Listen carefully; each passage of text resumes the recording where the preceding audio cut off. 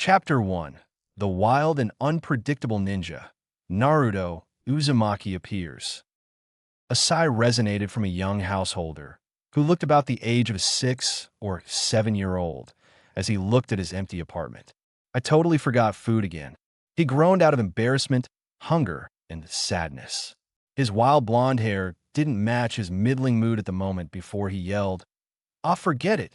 I'll just head back to the store and grab some more ramen cups. That'll cheer me up." He grinned, his earlier mood forgotten already. He had a pair of goggles on his face in wake of a headband and hummed a little off-note tune. "Gonna get me some ramen, gonna get me some food." He sang somewhat loudly as he flopped to the bed. "Ah, this is the life. I can't believe the old man got me this place.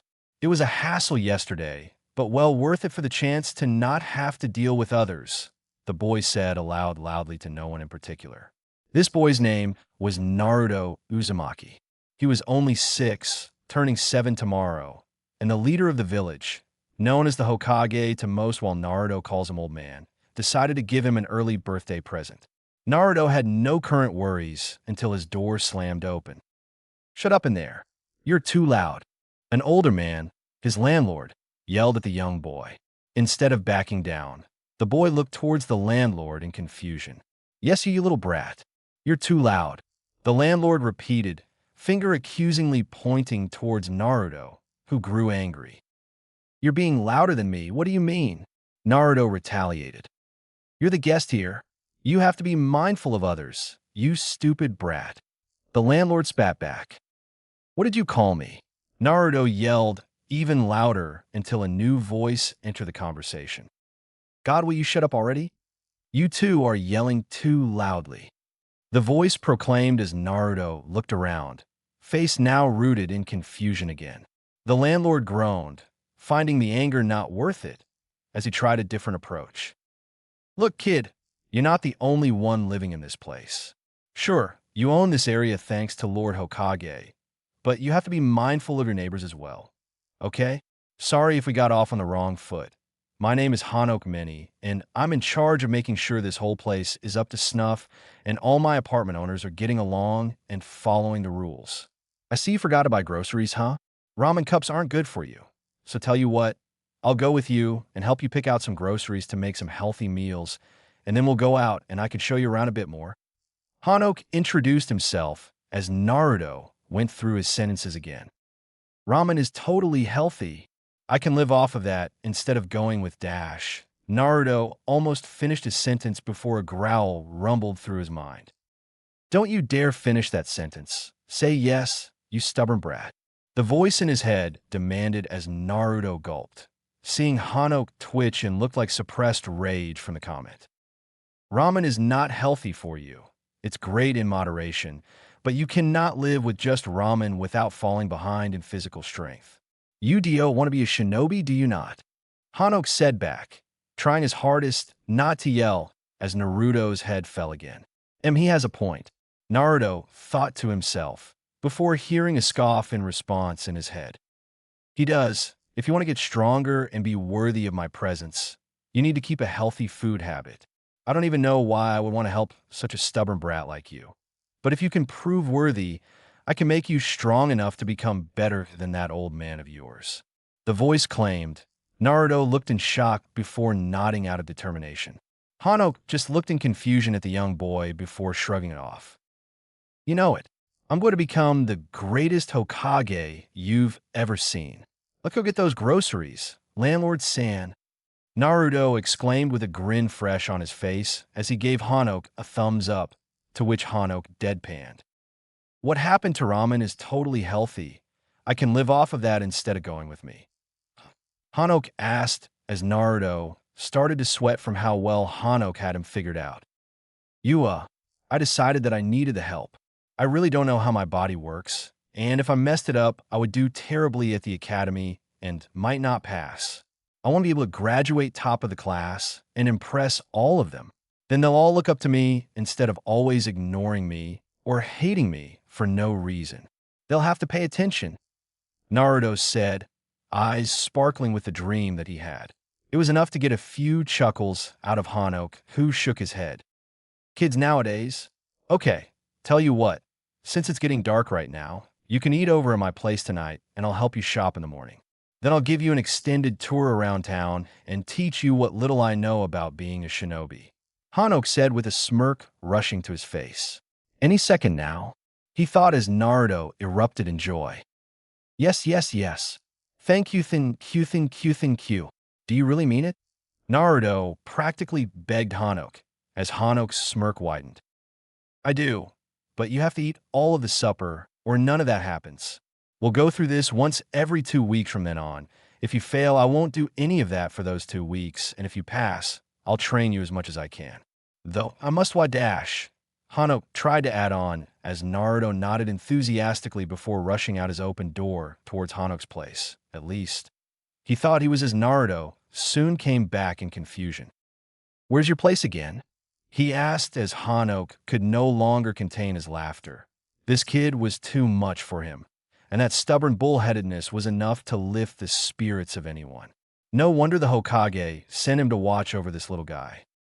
"Come on, just know that since I'm only a citizen, I don't know much, but I can teach you basic self-defense citizen-wise and some shinobi history. It'll provide you a better start than from no base at all, don't you think?" Hanok asked the energetic lad before lightly bopping him aside the head. "Hey, what was that for?" Naruto whined as Hanok rolled his eyes. /P.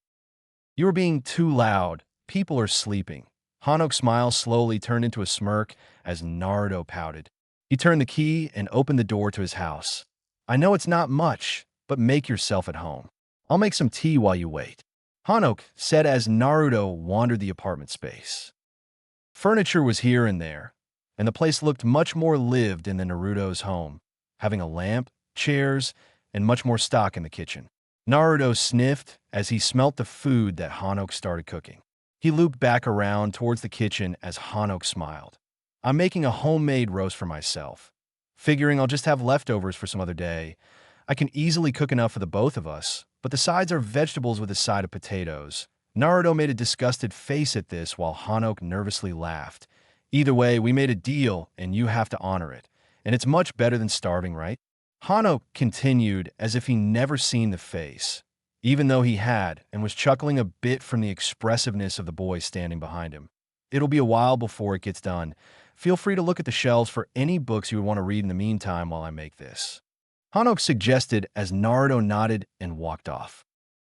He didn't really want to since they weren't his, but Hanok offered, and he really didn't want to stand awkwardly behind him like that. He looked around on the shelves before something stood out to his eyes. It looked older than the other books as it had a worn-out, grayish backing to it. It was also quite hefty for poor old Naruto, as well as being placed on a much higher shelf. Naruto looked around before seeing the chair and grabbing it, making sure that Hanok didn't hear it as it scraped across the room for it to be placed by the shelf.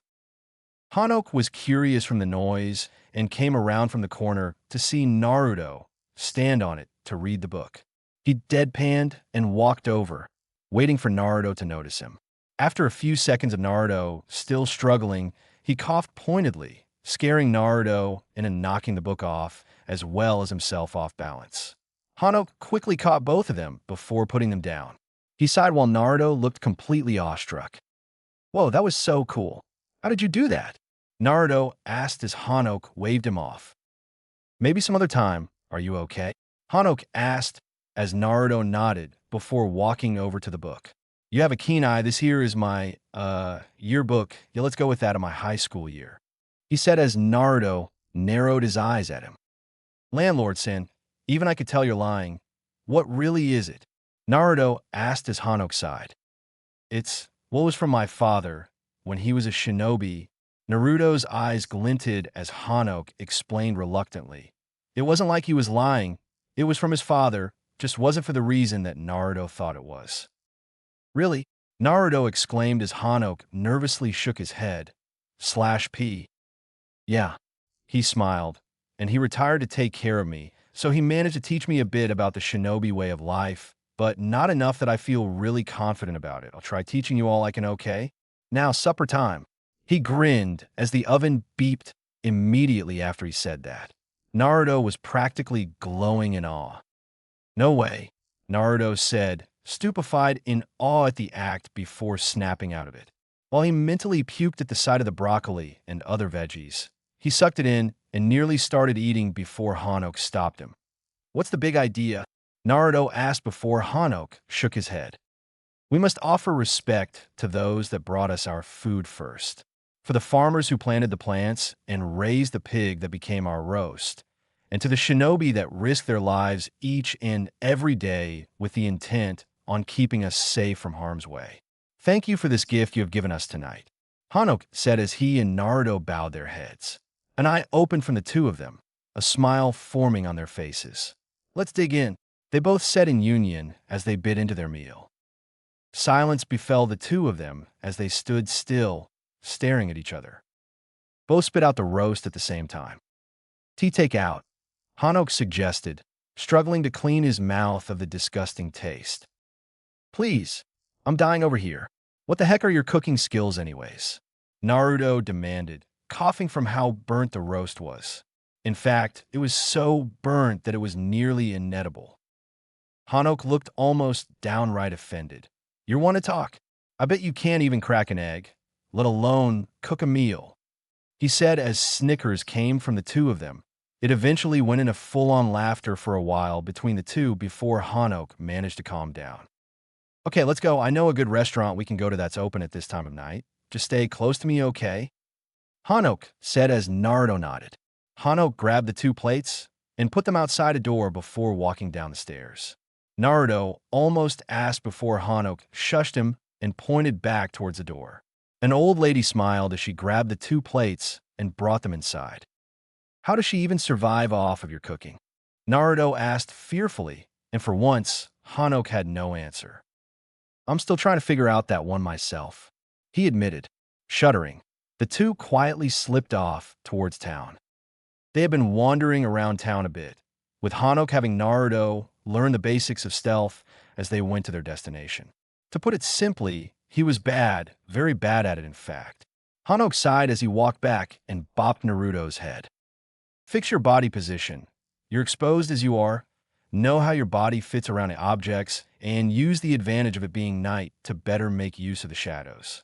On top of that, keep your eyes looking all around you. Don't focus on anything lest you get caught unexpectedly," Hanok instructed, helping Naruto better fit behind the food cart.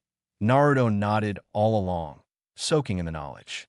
"Now if you ever go on one of your prank runs, you might be able to not get caught for a while longer," Hanok said as Naruto's eyes glinted. Hanok glared.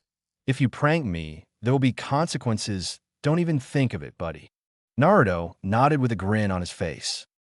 They kept going through town, but no matter how many times Hanok instructed Naruto on his stealth, Naruto still remained unaware of his surroundings.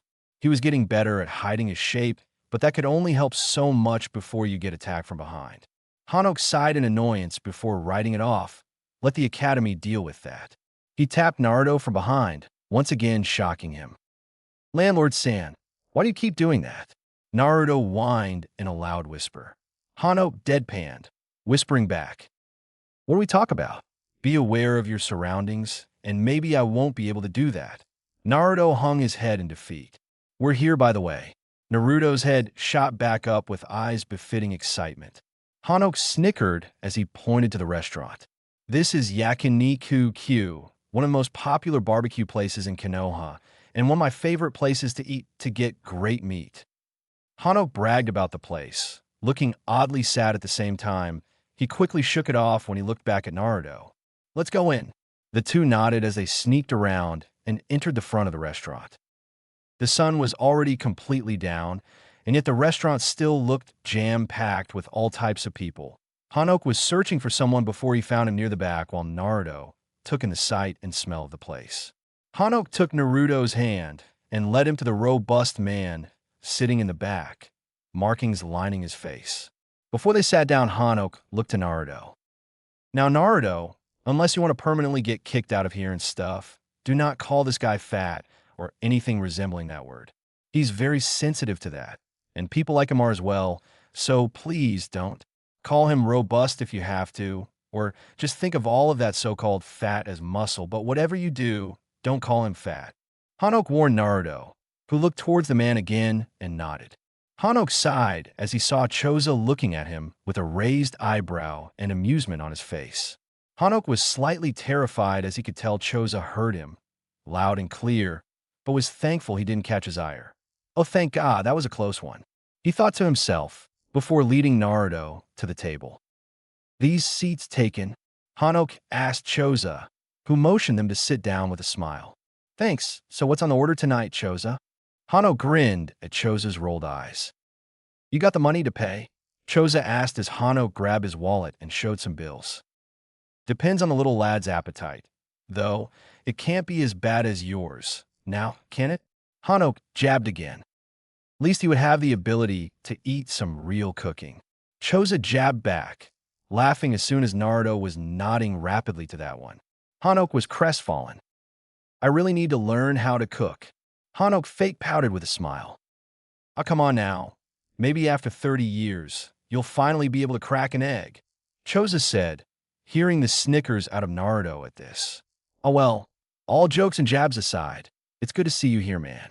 Almost thought you would try eating a cooked meal of yours. Choza laughed heartily at Hanok's hung head, knowing that he hit it on the head. Did he have you try it too, young one?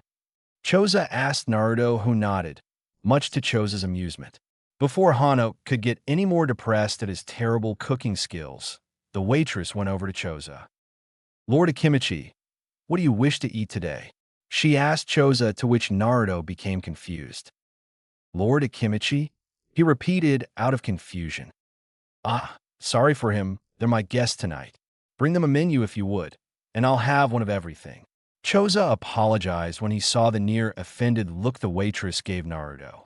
They call me Lord Akimichi because my name is Choza Akimichi, the 15th head of the Akimichi clan. Nice to meet you. Choza introduced himself. My name is Naruto Uzumaki. One day, I'll be the Hokage, believe it. Naruto introduced himself to the hearty laughter of Choza. I'll believe it when I see it.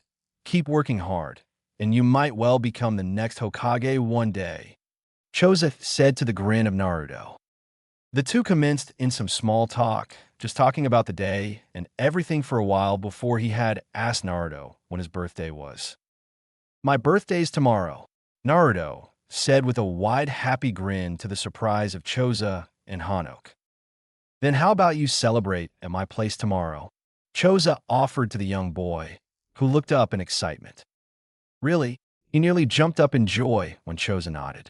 Yahoo! He yelled in excitement to the playful bonk of Hanok. Easy there, other people are eating here too. Gotta be mindful of that. I'll lead him to the compound tomorrow then. Choza, thank you for that. Hanok smiled as Choza laughed once more. Then their food arrived and they ate after cooking it. Naruto having tried to challenge Choza to an eating race and losing spectacularly to the cheerful laughter of Choza and Hanok. Soon they were all full and content with it. That is until they brought the bills. One bill was to Choza with the charges of his meal, which he easily paid for. The other was to Naruto and Hanok, to which Hanok sighed as he paid for it. Well, I underestimated his appetite. Oh well, I barely had enough for it. Hanok shrugged, still happy that he was able to eat with his friend. Don't forget tomorrow. I'll have Choji come and pick you up at 10, okay? Now go get some rest. Choza smiled as Naruto struggled to stay awake. Hanok looked surprised before putting Naruto on his back. Go to sleep, Naruto. I'll get you home. He smiled as Naruto went to sleep and said goodbye to Choza. The next morning, Naruto groaned as he got up to knock on the door. Yawning, he opened the door to getting knocked on the face. Ow! He groaned as he looked back to the open door to see a smaller Choza-looking person.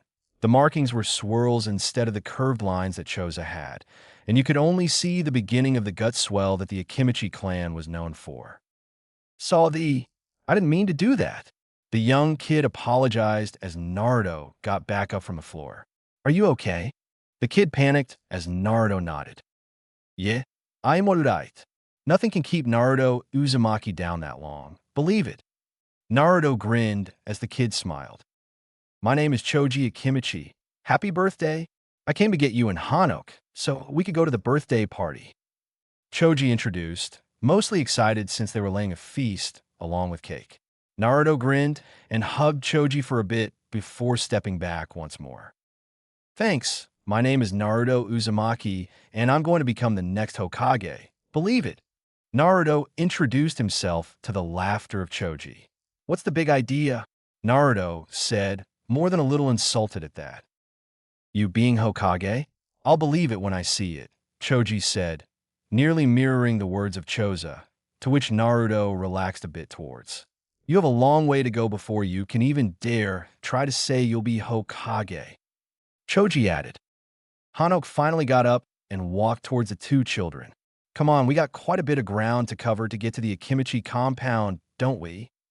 Hanok told them as he broke up the growing argument between them before Naruto made a mistake he would not recover from.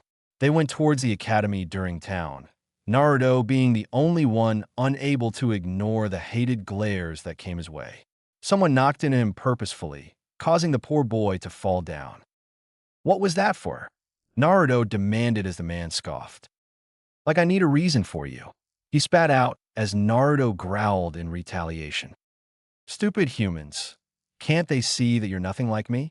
Can't even look past the appearance before hating someone. The voice inside sounded spiteful at this, and Naruto himself couldn't tell why. Naruto looked towards a man. I'm just like you. We're both human beings. We're both doing our best to serve this village. So why am I so different from you in your eyes? Naruto asked, surprised by the words that came out of his mouth, but agreeing to them all the same. The man grit his teeth out of anger. You're nothing like me. He spat towards Naruto, putting his fist back as if he was going to punch the kid when Iruka came by to stop him. The man growled a bit before Hanyuk also walked towards them, both glaring at him to try something. Humph. Never say you're like me again, you hear me? The man decided against it before walking away in anger. Iruka and Hanok sighed in relief as Iruka looked towards Naruto, kneeling down to his level. Are you okay, Naruto? I saw what happened while I got ready for the new academy year to start and couldn't let it happen to you. Iruka asked as Naruto nodded solemnly. Hanok stepped up and looked towards Iruka with a smile. Hey Naruto, don't forget we're heading towards your birthday party. Invite Iruka along, why don't you? Hanok asked with a smile. You know Iruka-sensei? Naruto asked in confusion, scaring both Iruka and Hanok. He wasn't supposed to know that. They thought in a panic before Hanok coughed. Why, yeah. I met him when my father brought him over once to introduce us. We were good friends when he went to the academy and stuff. Hanok said as Naruto grinned. Okay then, come on Iruka-sensei, let's go to the birthday party. Naruto said, energy back to full. Both Iruka and Hanok mentally sighed in relief. The three made four walk towards the Akimichi compound with smiles on their faces, with the exception of Naruto, who bore a grin on his face. Choji ran off ahead with Naruto not too far behind him as they raced towards the compound. So, how have you been, Iruka? Been a while, hasn't it? Hanok asked as they watched the two kids playing around. Naruto seemed to be getting angry with Choji's attitude, but they could tell neither were really meaning it, and they were just enjoying the other's company right now. Yeah, it really has started here about Kishu, though. If only I was there to help. Iruka said, guilty over that as Hanok patted him on the back and shook his head. There wasn't anything we could have done about that. It was her choice to become a citizen after. Hanok sighed, unable to bring himself to talk about it. Iruka didn't push, but agreed with him. It wasn't much, but the two sat on a tree nearby before Naruto got impatient and went to look for them. The two smiled and revealed themselves, startling Naruto. The birthday party was going really well for the most part, seeing as Choji and Choza both welcomed Naruto with wide arms as friends. Iruka and Hanok also had fun too at the party, noticing that Kakashi was nearby, watching the two smile towards him, seeing him nod his head and giving an eye smile back in reply. Neither of them mentioned his presence, but they knew Choza also was aware of his presence nearby. Sadly, all great things always had to end, as what seemed to be a group of citizens started approaching the compound with faces twisted in scornful rage. The leader, what seemed to be an older man with no arm, glared at Naruto. There he is. He shouted to his comrades as Naruto looked in confusion and fear. Even Kurama was thinking of getting involved if it wasn't for Iruka and Hanoke stepping in to block the entrance. Chozo walked forward as he terrified Naruto with the pure bloodlust radiating from him. Even Choji was scared and took him and backed up. What's happening? Naruto stuttered out in fear. I think it's better if we don't know. Choji answered back in equal amounts of fear. Soon a pitchfork collided with a kunai as Chozo walked past Iruka and Hanoke, glaring out at the villagers. What is the meaning of this? He demanded as fear struck into the hearts of the villagers. First you walk in towards MY property, and then you decide to attack my friends in MY home. I hope you have an explanation, or else I will sign your death warrant. Chozo continued on as the leader walked up. Sir, you're holding that damn dash, he tried to explain before being flung across the road from a single punch from Chozo. It didn't look like he was getting up anytime soon. Any other bright ideas? I'll let you off if you leave this very instant and don't come back. 5. He started counting down as the members scattered. When he got to 3, everyone was gone. He sighed as he looked towards Kakashi. Can you dash? He asked as Kakashi jumped down, grabbed the unconscious man, and went to get the Hokage about this. Chozo sighed as he looked towards the now scared party-goers, as well as Iruka and Hanoke. He first addressed Iruka and Hanoke, who both visibly sighed in relief when the villagers left. Thank you for helping out. If you two weren't here, who knows what might have happened? He said with his hands on their shoulders, smiling at the two of them before addressing the others. It's all okay now. Now who's ready for cake? He shouted to the cheers of everyone. The heavy atmosphere soon went away, not forgotten, as Chozo brought out a giant cake with the number 7 on top of it. He placed it in front of Naruto as they now sat down at a huge dining room table outside. Naruto gasped at the cake that reached as tall as Chozo. Make a wish, Naruto, Chozo said with a smile, watching Naruto struggle to reach towards the top to blow the candles. Taking mercy on the poor boy, Chozo lifted him up to them. I wish to become Hokage and make everyone my friend, Naruto said with a grin as Kakashi and the current Hokage, Lord Third, walked. Really now? The Third smiled at Naruto and the group. He was happy to see Naruto having a great birthday instead of being alone. And as soon as he saw Iruka and Hanoke, he could see how it happened. Chozo and Hanoke have been great friends ever since Iruka's academy days under Chozo's tutelage, so it made no surprise to see Chozo hosting the party. Iruka most likely wouldn't have asked, so the Third knew it was due to Hanoke. Yeah, old man, I'll be the next Hokage and have everyone become friend with each other and stop the fighting and wars. Naruto expanded on his wish as he blew out the candles. Well-meaning laughter spread across as Chozo put Naruto down. After cutting the cake, Chozo gifted a huge piece, about the size of a standard cake at that, to Naruto. Well, you can't do that on an empty stomach, now, can you? Let's eat. Happy birthday, Naruto! Chozo yelled along with most of the party-goers, with the exception of Kakashi, the Third, Hanoke, and Iruka, who simply said it normally with a smile. From there on, the party went great, and soon the day was nearing an end. The Third had already left to handle the villagers was what he had said, though Naruto had some feeling that it wasn't going to be as nice as he had put it. Iruka had to put some finishing touches on lesson plans and the like, and had said the academy classes would start sometime in the next few months, although he'll try to spend more time with Naruto. After that, Naruto had to say goodbye to Choji and Chozo, who had him promised to meet up again in 2 weeks, to which Naruto grinned as he noticed it lining up with his meets with Hanoke, who looked crestfallen at how quickly he was found out, though he still carried a smile. Soon enough, the two walked from each other to their own houses. Hey, Naruto, make sure you're up by 10 and we'll start on some taijutsu practice. You gotta be up really early for the full training, but at least by 10 for an hour of training. If not, you don't get training, Hanoke said as Naruto nodded. He handed him an alarm clock, having it set since it was on its battery power, as well as a plug to charge it. This way you can't say you didn't know the time. Hanoke winked as Naruto smiled. I'll be up by 8 then, Naruto said as Hanoke nodded before they went to their houses. Naruto set the alarm, turned it on, and plugged it in before going to sleep, happy over how the day had gone. "Wake up!" The alarm blared to life as a very angry voice yelled at the sleeping Naruto, causing him to panic as he turned the alarm off. 8:10 the alarm said as Naruto looked around for who yelled at him, but couldn't find anyone. Shrugging, he instead sighed as he got dressed, excited and at the same time terrified for what training Hanok would put him through.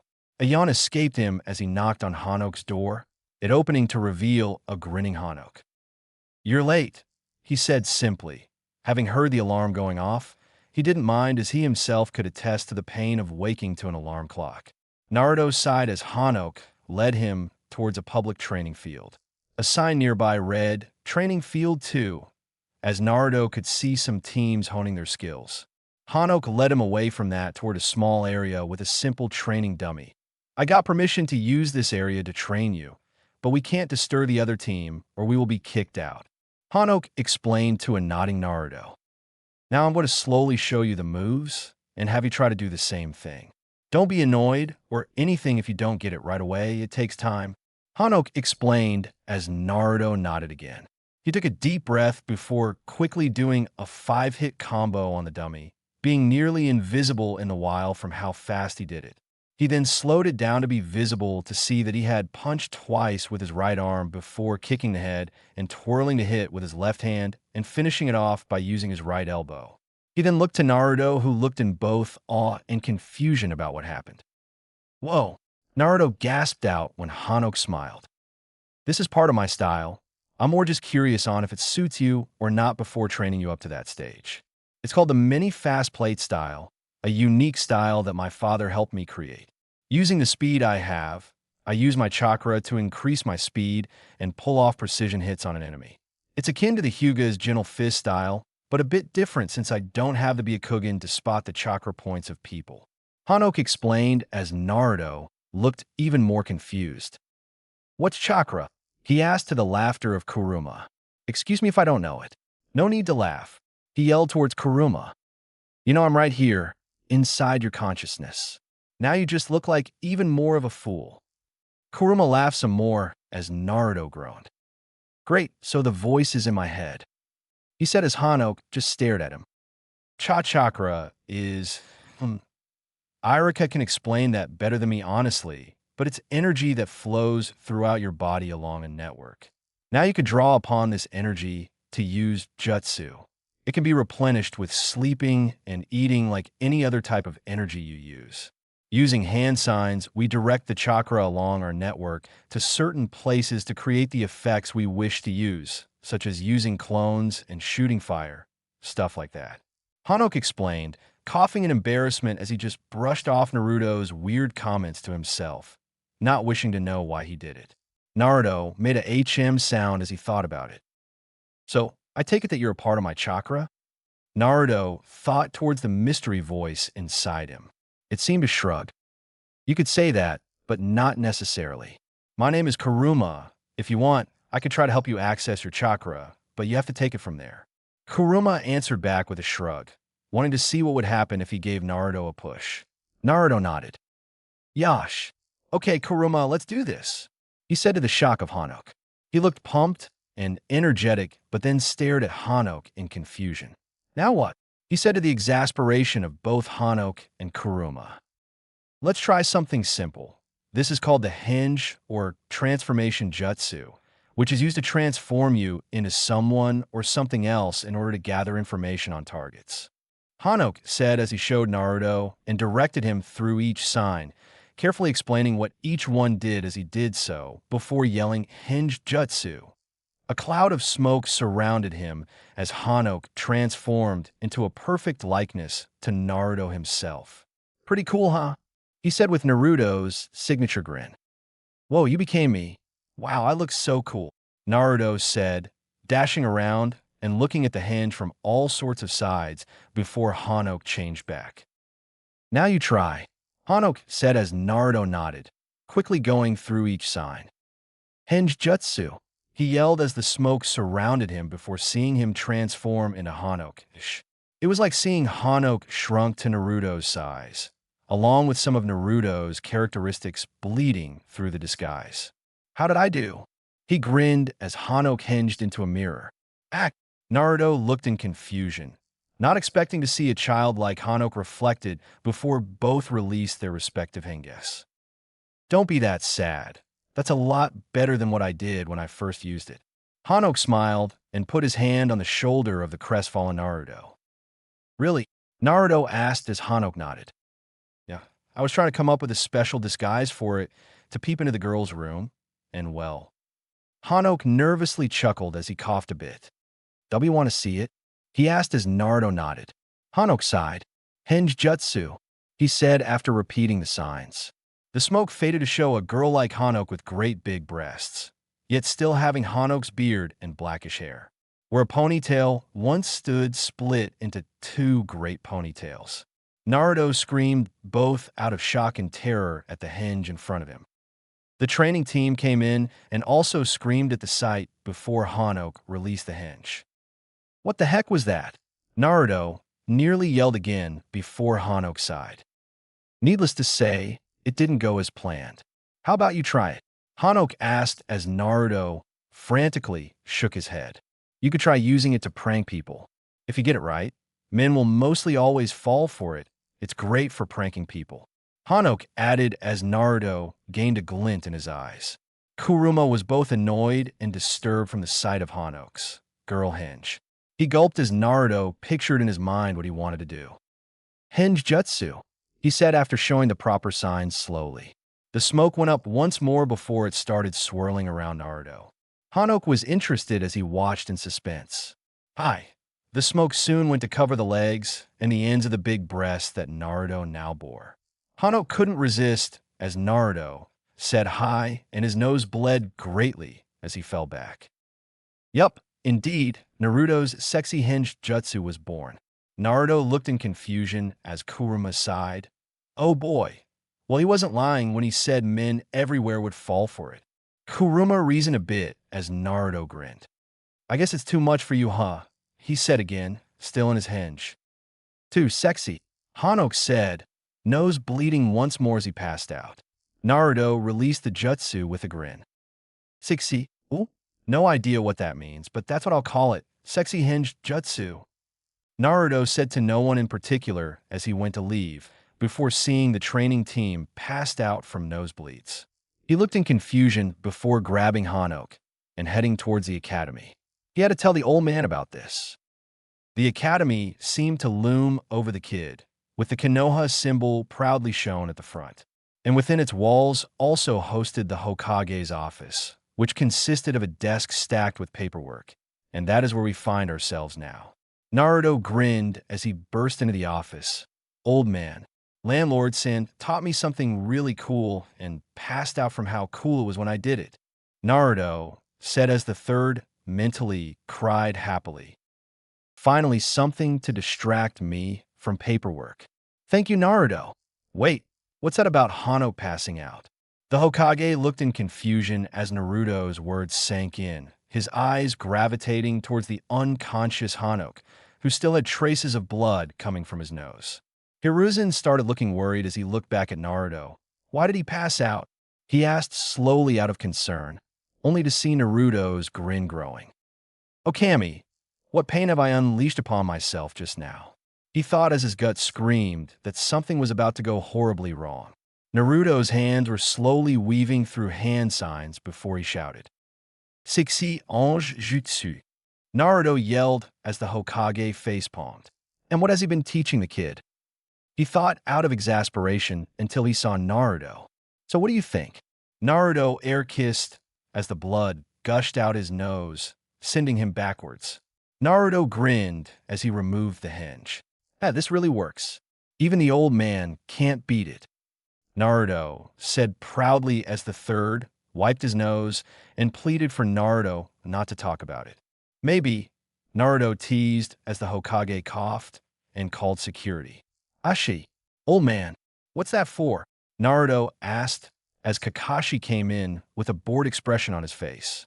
In reality, Kakashi was laughing his butt off, but couldn't show it out of respect for the two men that fell victim to Naruto's technique. Hey Naruto, what's this new technique of yours? Kakashi asked, as the third begged him not to show it. Naruto's grin grew. Oh, it's nothing, Naruto said with a glint towards the Hokage. Kakashi chuckled a bit as well before deciding to spare the third Hokage from further embarrassment. Okay, then. Well, seeing as Hanok is down for the count, I think I can help out a bit for the rest of the day. Still impressive how you came up with the jutsu after his terrible execution of it. I bet you can improve upon it as well to make it even more powerful, but that's for another day. Kakashi stated calmly as Naruto looked at him with bright, curious eyes before looking crestfallen for some reason. Sorry I did that to them. The old man still has important paperwork to do, and Hanok was supposed to teach me taijutsu and start teaching me some shinobi history. Naruto seemed oddly remorseful of his actions as Kakashi sighed. It's fine, it taught them not to underestimate you now, didn't it? Kakashi seemed to smile as he ruffled Naruto's hair. I'll help out with the training for today as Hanok and the Hokage recover from her jutsu. Kakashi said as Naruto's mood immediately improved. But know that I'm going to push you hard and far with this. Don't let me down. Kakashi warned as Naruto nodded. And so began the most exhausting day of his life. Kakashi did not lie when he said he would push the kid and pushed him into doing tons of physical exercise. Kakashi also began teaching him the beginning of chakra control, which he sucked at as the leaf kept moving away from his forehead, much to Naruto's annoyance. Kakashi said to keep practicing until he got it down, and soon after, the day ended. This routine kept itself up for the next few months of just practice, training, and spending more and more time with Hanok and Kakashi when he actually showed up for the training. He still teased the Hokage here and there and actually found out about his crystal orb when the Hokage didn't hear him sneak in one day. Before they knew it, a month went on by. Naruto's taijutsu was getting to a really good level, enough to compete with most genin while he was able to control the leaf a bit, especially with Naruto's massive chakra pool. It wasn't perfect, but it was better than Kakashi expected since many struggled with the exercise. He started learning a bit about shinobi history, but it was clear that Naruto didn't like this as much as time went on. He was a very active child, so Kakashi could practically hear the boredom that radiated off of Naruto as he listened to Hanok talk about shinobi history. He decided to change it up after about a week of no progress. How about instead of just hearing about the shinobi history, we play it out? Kakashi asked, to the confusion of Naruto. Kakashi sighed. We reenact the history lesson of the day and think about what the person would have done in the situation given their personality and characteristics. Kakashi explained as Naruto looked actually interested, much to the surprise of Hanok as they nodded. Okay, so we were talking about the Battle of Hashirama and Madara, two friends with opposing views. Madara only cared for power and tended to use vicious means to get it, while Hashirama was more like you. He cared for his friends and wanted to create an era of peace between people. He was a leader and the first Hokage of the village hidden in the leaves. So when they went to the Valley of the End, their ideals, goals, and methods finally came to a head. Hashirama wanted Madara to stop his plans to conquer and destroy the world, while Madara wanted to get Hashirama out of the way. The two decided to fight, with neither able to get ahead. Kakashi explained the lesson as Naruto instinctively connected to Hashirama's character. Before he knew it, his mouth opened. Madara, it doesn't have to be this way. Just head back. All will be forgiven as long as you quit this obsession of yours. Naruto said, the words coming effortlessly. Kakashi looked shocked as he played along, not sure how to feel about the confusion found on Naruto's face. I'm sorry to disappoint you, Hashirama, but I already hold the power needed to reshape this world. No more hate and misery will taint this world again. Kakashi said, as Naruto seemed to not think that's what Madara had said for some reason unknown to himself. That's not true. Your idea of a world will destroy love and happiness as well as hate and misery. It's not real. How can you even call that a world worth living in? Madara, Naruto yelled, his hands reaching towards his kunai for a reason that escaped him. Thankfully, Kakashi only had given him a training kunai, but the threat still stood clear. Hanok looked concerned, while Kakashi just looked surprised. If that's how it'll be. Then come at me, Hashirama. Let's finish this once and for all. Kakashi wasn't even talking at this point in Naruto's eyes, as Naruto's surroundings faded around him. He was on top of the Twin Peaks that would eventually become the Madara and Hashirama statues as Hashirama himself, facing the younger Madara. He dashed towards Madara with his kunai out as he was blocked by Madara's own kunai. It doesn't have to be like this. You can still come back, Hashirama and Naruto said in unison. Madara scoffed in disbelief. Come back to being scorned, hated from my eyes?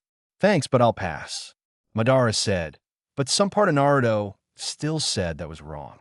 The words changed. There's no way I can return at this point. I haven't reached my goal, and I will never return to that place, Madara said instead. Hashirama leaned back with gritted teeth. Then I'll make you see reason, Madara. I'll bring you back if it's the last thing I do, Hashirama said, flashing through signs that Naruto himself copied. Wood release. Wood dragon jutsu. A giant wood dragon came out and went towards Madara, who quickly dodged, only to get blasted away from the explosion it caused. A hand landed on Naruto's shoulder as the scene faded away back to Hanok's apartment. Naruto blinked in confusion. What happened to Madara? I was just fighting him, Naruto asked, mostly confused himself as Kakashi sighed. Did you just see the battle between Hashirama and Madara? Kakashi asked out of exasperated confusion as Naruto nodded. He repeated the signs that had summoned the wood dragon and yelled the jutsu name again to nothing happening. I assumed that was the technique he had started the fight with. Kakashi asked this time. Naruto nodded again as Hanok and Kakashi looked at each other. It was weird. It was like I was Hashirama. When you were talking, it felt like I could hear the words that Madara actually said. It was weird, Naruto admitted in confusion. Let's try this again some other time. We don't know what would happen if you got attacked by Madara when you go into this state. You came at me with kunai as if in a trance. You might hurt someone if it happens, but I think it's only limited to Hashirama, since you two have very similar goals and characteristics. Maybe you just relate heavily to him, Hanok said, as Naruto hesitated before shaking his head. Act whatever is, I can't let it hurt me. I am Naruto Uzumaki.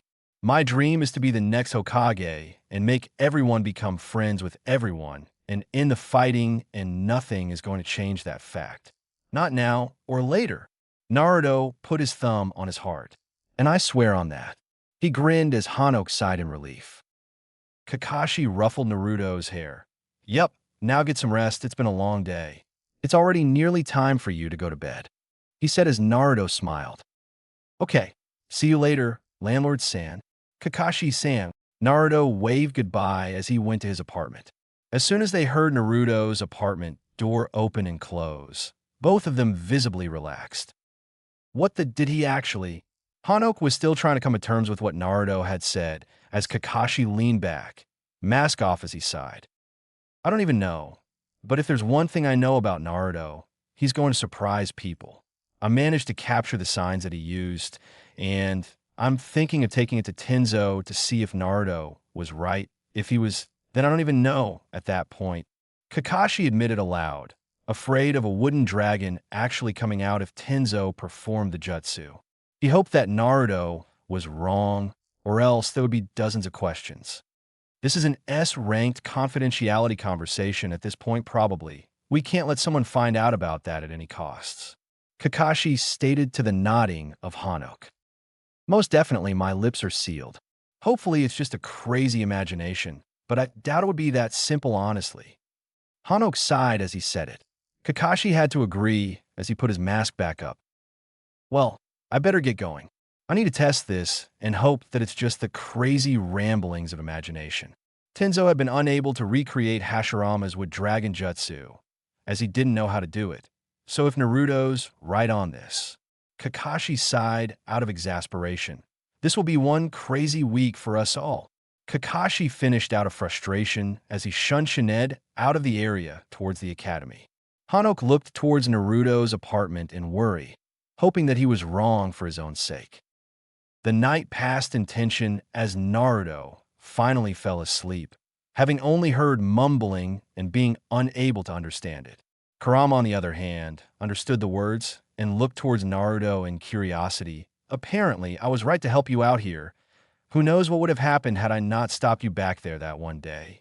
Kurama wondered aloud as Naruto found himself in front of a giant fox, with thin wooden gates separating the two.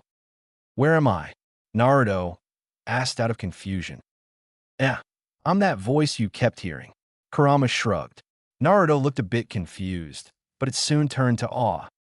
You look awesome, Naruto said as Kurama smirked a bit from the praise. I mean, you're a giant fox, and it looks awesome. Kurama, right? Naruto sheepishly laughed as Kurama nodded. Let's be friends, Naruto suddenly said with a grin as Kurama shrugged.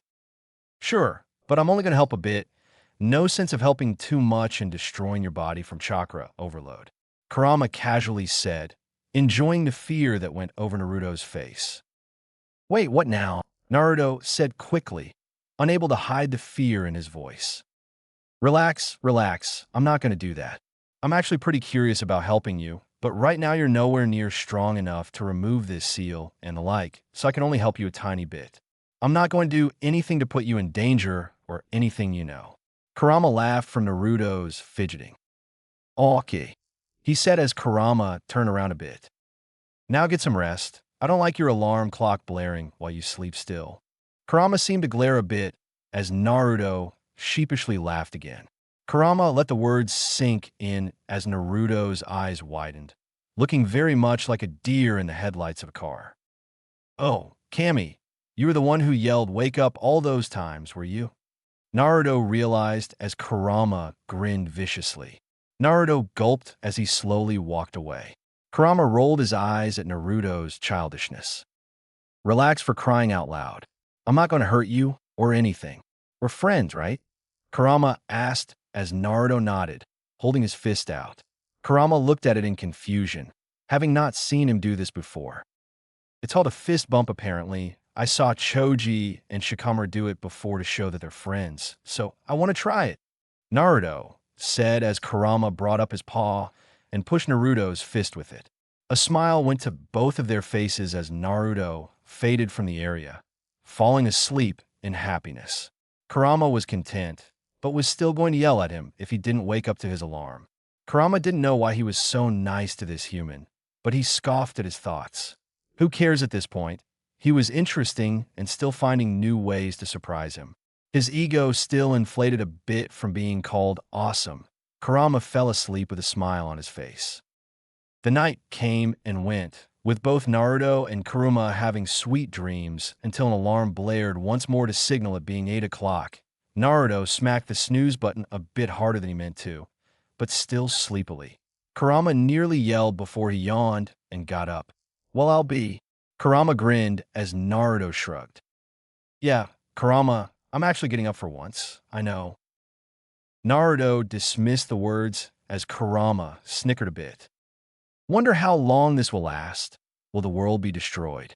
Will the moon turn out to be an ancient goddess hell-bent on making all the chakra in the world hers?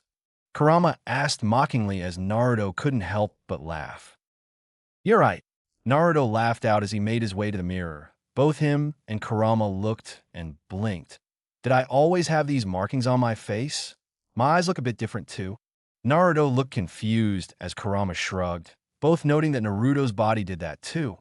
Wait, how did you do that? Are you able to control my body now? Naruto asked out of confusion. How am I supposed to know? This is news to me too, Kurama replied, equally confused as Naruto in this mess. Well, whatever the case, let's just be careful on that. We still got training to do. Right, Kurama? Naruto asked to receive a nod from Kurama. I guess I just get to train alongside you now. How troublesome, as a certain Nara would say. Kurama snickered out, both feeling a bit uneasy seeing the expression and action mirrored on Naruto's face in the mirror. Yeah, meeting Shikamaru was an experience, wasn't it? Naruto snickered himself before noting the time. Oh no, we're running behind. He nearly yelled as he hurried along with his shower and getting clothes and ready. before heading to meet Kakashi and Hanok in Training Field 7. Apparently, the people of Training Field 2 no longer wanted Naruto around, so Kakashi offered the training field that was reserved for himself. At least that's the official version. It turns out that the people of Training Field 2 wanted to see the sexy hinge jutsu more for some purposes that Kakashi, Hanok, and Kurama didn't want Naruto to know, so they moved to Training Field 7 in private. "You're late." Hanok smirked as Naruto tried sneaking into the field. "Also, if you wanted to sneak, go around the back and enter through the trees. It might have made you late, but you could claim that you were there the whole time, and I just didn't notice. Then again, you would need the tree-walking jutsu master before you can do that now, don't you?" Hanok's smirk stayed while Naruto gave an annoyed pout. "Not my fault the tree decides to make me slip off." He pouted as Hanok chuckled. "So where's Kakashi-sensei?" "You call him by his name, and sensei, yet I'm still Landlord-san." Hanok pouted as Naruto rolled his eyes. "Okay, Hanok." Naruto dragged it out, seeing the hopeful look on Hanok's face. He smirked. "San." Both of them burst out laughing from the clear baiting Naruto was pulling. "Still better than Landlord-san, I guess." Hanok laughed out, /P. "So what if I call you Landlord-sensei?" Naruto couldn't resist as Hanok bonked him. "Nah, use Hanok-sensei or Hanok-san." Hanok said as Naruto rolled his eyes. Hi. Naruto dismissed as the two laughed again. The laughter slowly faded out as Naruto looked somewhat annoyed with a side of worry. "But seriously, where's Kakashi-sensei? Usually he's here by now." Naruto asked as Hanok sighed. "He's probably not showing up today. He had an important mission come up last night and told me to just have you keep practicing the mini fist plate style and your tree walking skill. He figures if you have your chakra control up." Hanok lied effortlessly as Naruto sighed and finished the sentence. "Then I can learn the jutsu during my time in the academy, correct?" Naruto asked in what appeared to be pure practice and sarcasm rolling off his tongue. Hanok nodded with a smile. "Yep, so let's get to work." With one final nod for Naruto, the two went a bit further in where they saw another kid around Naruto's age struggling and failing the tree-walking challenge. His black hair seemed to spike up in random directions, but the symbol on his back was unique. Naruto looked in confusion, having never seen the symbol before other than when they were heading towards the Akimichi restaurant. "Hey, what are you doing here?" Naruto yelled carelessly. The boy seemed to ignore him as the tree launched him off again. Naruto growled in annoyance, but Kurama simply watched the two. Good entertainment didn't come cheap, and he was interested in what would happen. Naruto tried to run up to the kid, who went for a punch. Naruto ducked and swept him instead. The boy tried getting back up, but had a kunai placed right above his neck. "Now talk, what are you doing here?" Naruto demanded, but the boy simply humphed. "Why should I tell you you're annoying?" The boy answered as he tried to grab the kunai, to which Naruto moved it down south with a menacing grin on his face. The boy's eyes grew in terror. "Oh, okay, I was just watching you practice that tree-walking thing and wanted to try it," he said, not wanting Naruto to press down where he was. Naruto smirked victoriously. "See, was that so hard?" Naruto asked sarcastically before jumping back. "My name is Naruto Uzumaki. What's your name?" He extended a hand out to the boy as the boy instead swatted it away and got up himself, annoying Naruto in the process. Nothing you need to know." The boy tried as Naruto had a glint appear in his eyes. He grabbed the kunai menacingly. "Really now?" Naruto asked, becoming angry at the arrogance that the boy was portraying. "Really now? I seem to remember a certain little you that was just as arrogant. Maybe you're mad at him for being like how you used to be." Kurama wasted no time with the jab as Naruto groaned a bit. "I mean, you're not wrong, but he's acting like he's better than everyone else. I never did that." Naruto countered as Kurama rolled his eyes in disbelief. "Yeah, right, mister. I'm going to be the next Hokage, believe it. Isn't that acting better, just via words and not actions?" Kurama struck back as Naruto didn't have a response that time. "It's fine in the end, just don't get hypocritical on me." Frankly, this kid's getting on my nerves too, Kurama admitted with a shrug. Okay, jeez. No need to threaten it twice. You stuck a prick. The boy said as Naruto's eyes twitched a bit, having never moved the kunai from where he jumped back. The boy didn't notice nor care. It's Sasuke Uchiha, and I frankly don't care if you stay or go. Just leave me alone already. Sasuke seemed to pout as he continued the exercises. Naruto growled a bit in annoyance. Hey, how about you learn some manners? I'm going to be the next Hokage, believe it. What's with the constant dismissal of my presence, huh? Naruto finally had enough of the attitude that Sasuke was portraying. Kurama's eye twitched as he was annoyed after just telling him to not get hypocritical. You the Hokage? Yeah, right, that'll never happen. Sasuke dismissed as Naruto went to punch him. Sasuke leaned against the punch and quickly flipped Naruto over, surprising Naruto in the process. Hanok watched as the two went at it with each other with a chuckle and a smirk. Rivals tended to help progress by a lot, and seeing that both were around equal footing, even though the two never admitted it, was perfect motivation to push them both forward. He couldn't help being worried by Sasuke's name, though. The Uchiha? Guess that's the younger brother of Itachi. Oh boy, that's going to be interesting to watch. Hanok sighed as he watched the two bicker and help each other improve. Hanok had heard about the unrest in the Uchiha clan and the talks of revolution. Even the third Hokage was worried about a civil war breaking out. But if Naruto could befriend and get Sasuke off that path, it would be for the best. Hanok decided to just stay back and watch, waiting for Kakashi to get done with the test. Hours passed by as the two challenged each other to insane task after task to prove their worth. Eventually, they set their sights to a race to the top of the tree, and both were making good progress now based on the rivalry. Before Naruto could barely break halfway, and now he was nearly 75% of the way there, with Sasuke not so far behind him. Kakashi walked on by with Tenzo behind him. Hanok groaned a bit at the sight. Oh, Kami, it's S rank now, isn't it? Hanok whispered pitifully as Kakashi nodded with the same resentment towards it. Hey Naruto, Sasuke, take a break for a bit. We got guests. Hanok shouted as the two ignored the order, instead continuing their race to the top of the tree. No way. I'm going to beat him and show him that I'm stronger.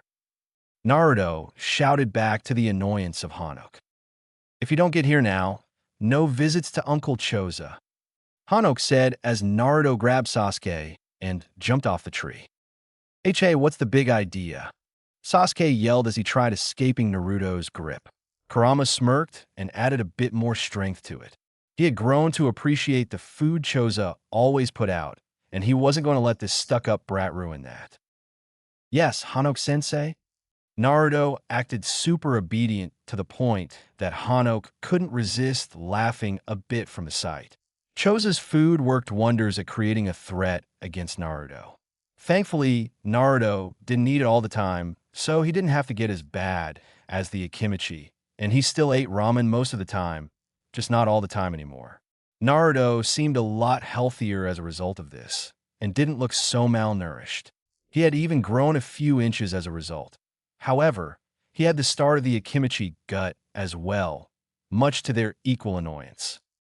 Naruto's eyes wandered a bit before meeting Tenzo's in confusion. Hi. Naruto asked out of confusion, much to Sasuke's snickers. Naruto accidentally pushed him to the ground, which started another fight as a result. Hano bopped both of their heads before it got too bad. Yamato here is a user of wood release and wanted to test something that you had said before, Naruto. Kakashi cautiously explained, not wanting Sasuke to be a part of this discussion. Sadly, the boy refused to leave and instead looked at Yamato/Tenzo as if they were challenges to be overcome. Yamato took no mind to this and instead looked at Naruto. Now Naruto, do you remember the signs? Naruto shook his head to Kakashi's question. Well, I had, and told Yamato here about them. Let's see the result. Kakashi smirked a bit, unseen by Naruto or the others. Yamato used the proper hand signs a bit slowly as he yelled, Would release, would dragon jutsu. A wooden dragon, smaller than Hashirama's, came out as Naruto looked in awe. I told you I saw it happen. Naruto looked downright proud, even though both Hanok and Kakashi looked downcast. Why are you guys so sad? Did you not believe me?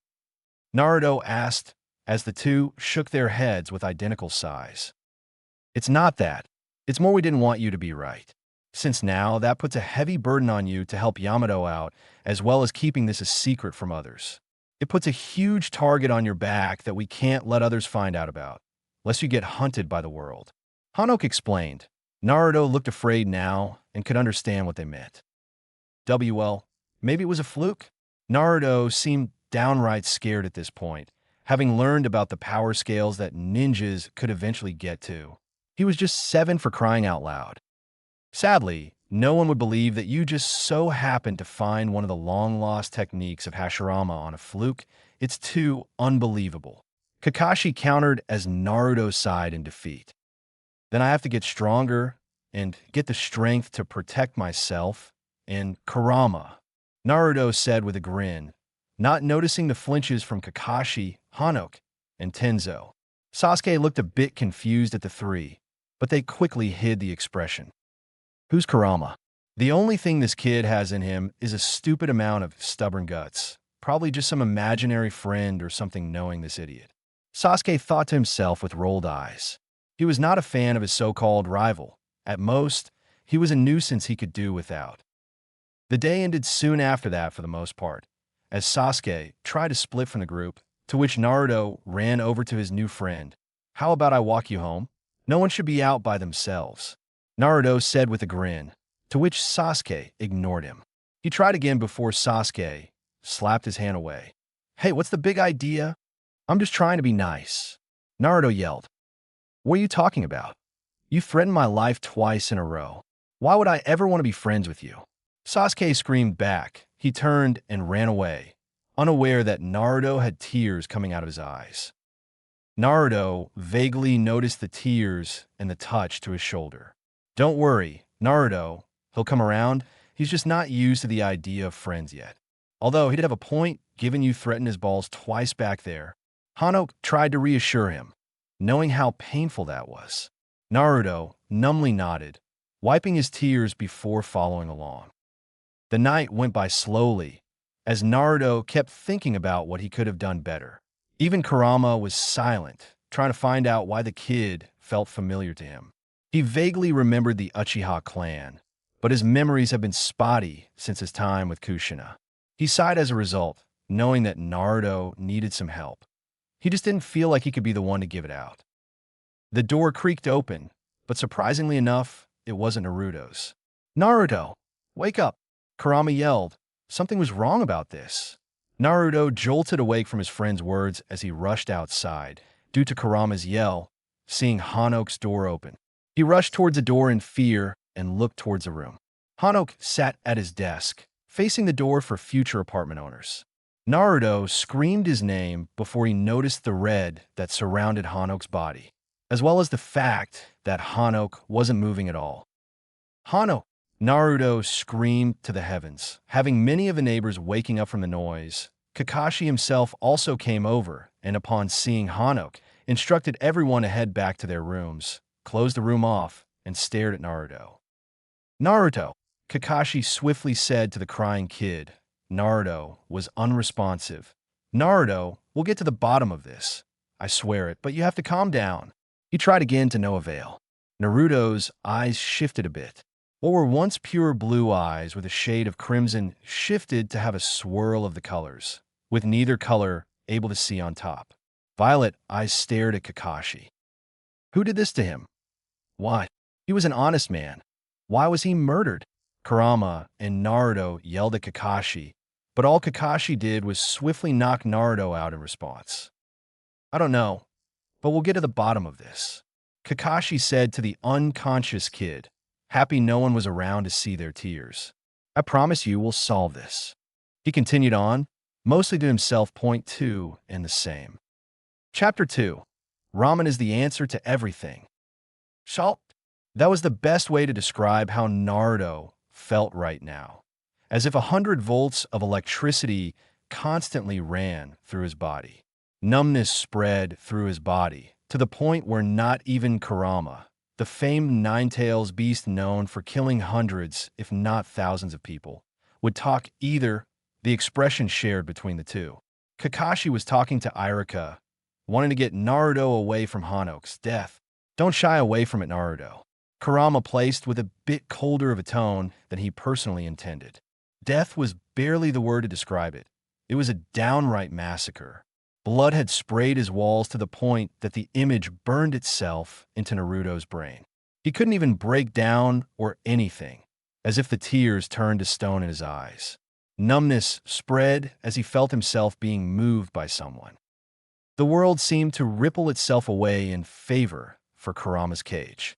The caged fox watched as Naruto phased through the cage walls and sought comfort from him.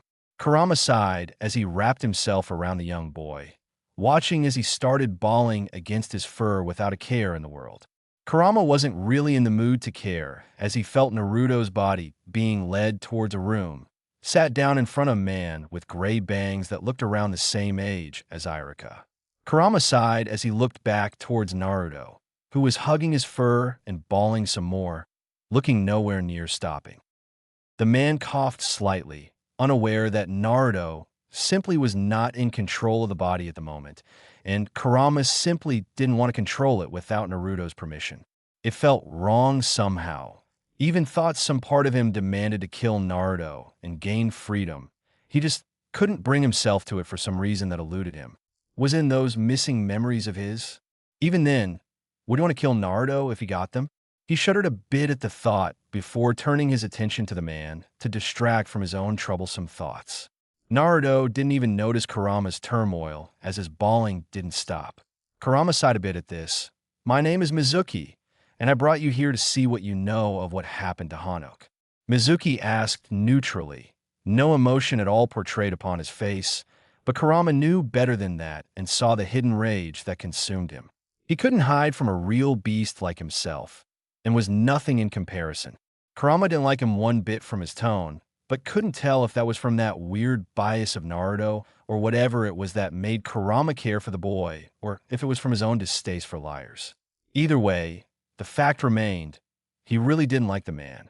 Kurama stayed silent as Mizuki growled lightly from annoyance. "Are you even listening?" He snapped quickly, but still to no response. He walked toward Naruto as Kurama growled in warning.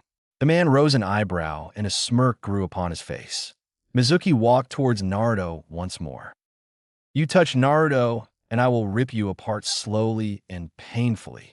Kurama snarled out as Mizuki leaned back in preparation of grabbing Naruto and shaking him. Mizuki visibly flinched back before the smirk returned upon his face. "Oh ho, so you really are the Dash," he tried to say before Iruka slammed the door before glaring daggers at Mizuki. Kakashi stood a bit behind Iruka, looking at his book that even Kurama couldn't hide a tick of disgust over seeing, but was still openly paying attention to Mizuki. "And what do you think you're doing, Mizuki? We've been trying to find Naruto ever since he had went to the bathroom. So why is he here?" Iruka said, much to Kurama's surprise. They went to the bathroom. God, the shock was worse than he thought to make it, where he wasn't even aware of his host's movements. Mizuki quickly put a smile on his face that caused another growl to come out from Kurama, who was struggling to contain his weird hatred for the man, while also trying to comprehend said hatred. "I had found him standing still outside the bathroom. I figured I'll bring him here and ask what happened with Hanouk." Mizuki calmly explained, as if he wasn't threatening to punch Naruto and Kurama mere seconds ago. Iruka sighed in relief, but looked at Naruto in concern. Kurama scoffed at the idea of him believing this man, but found himself unable to disprove any of it. Mizuki walked out of the room as Iruka walked up to Naruto. "Are you okay, Naruto?" Iruka asked out of concern as Kurama shook his head. "Sadly, Naruto isn't okay. For now, I'm helping him out. He's pretty messed up after last night and is currently bawling his eyes out on me." Kurama admitted, much to the shock of Iruka, "Relax, I have personal stakes of helping him out.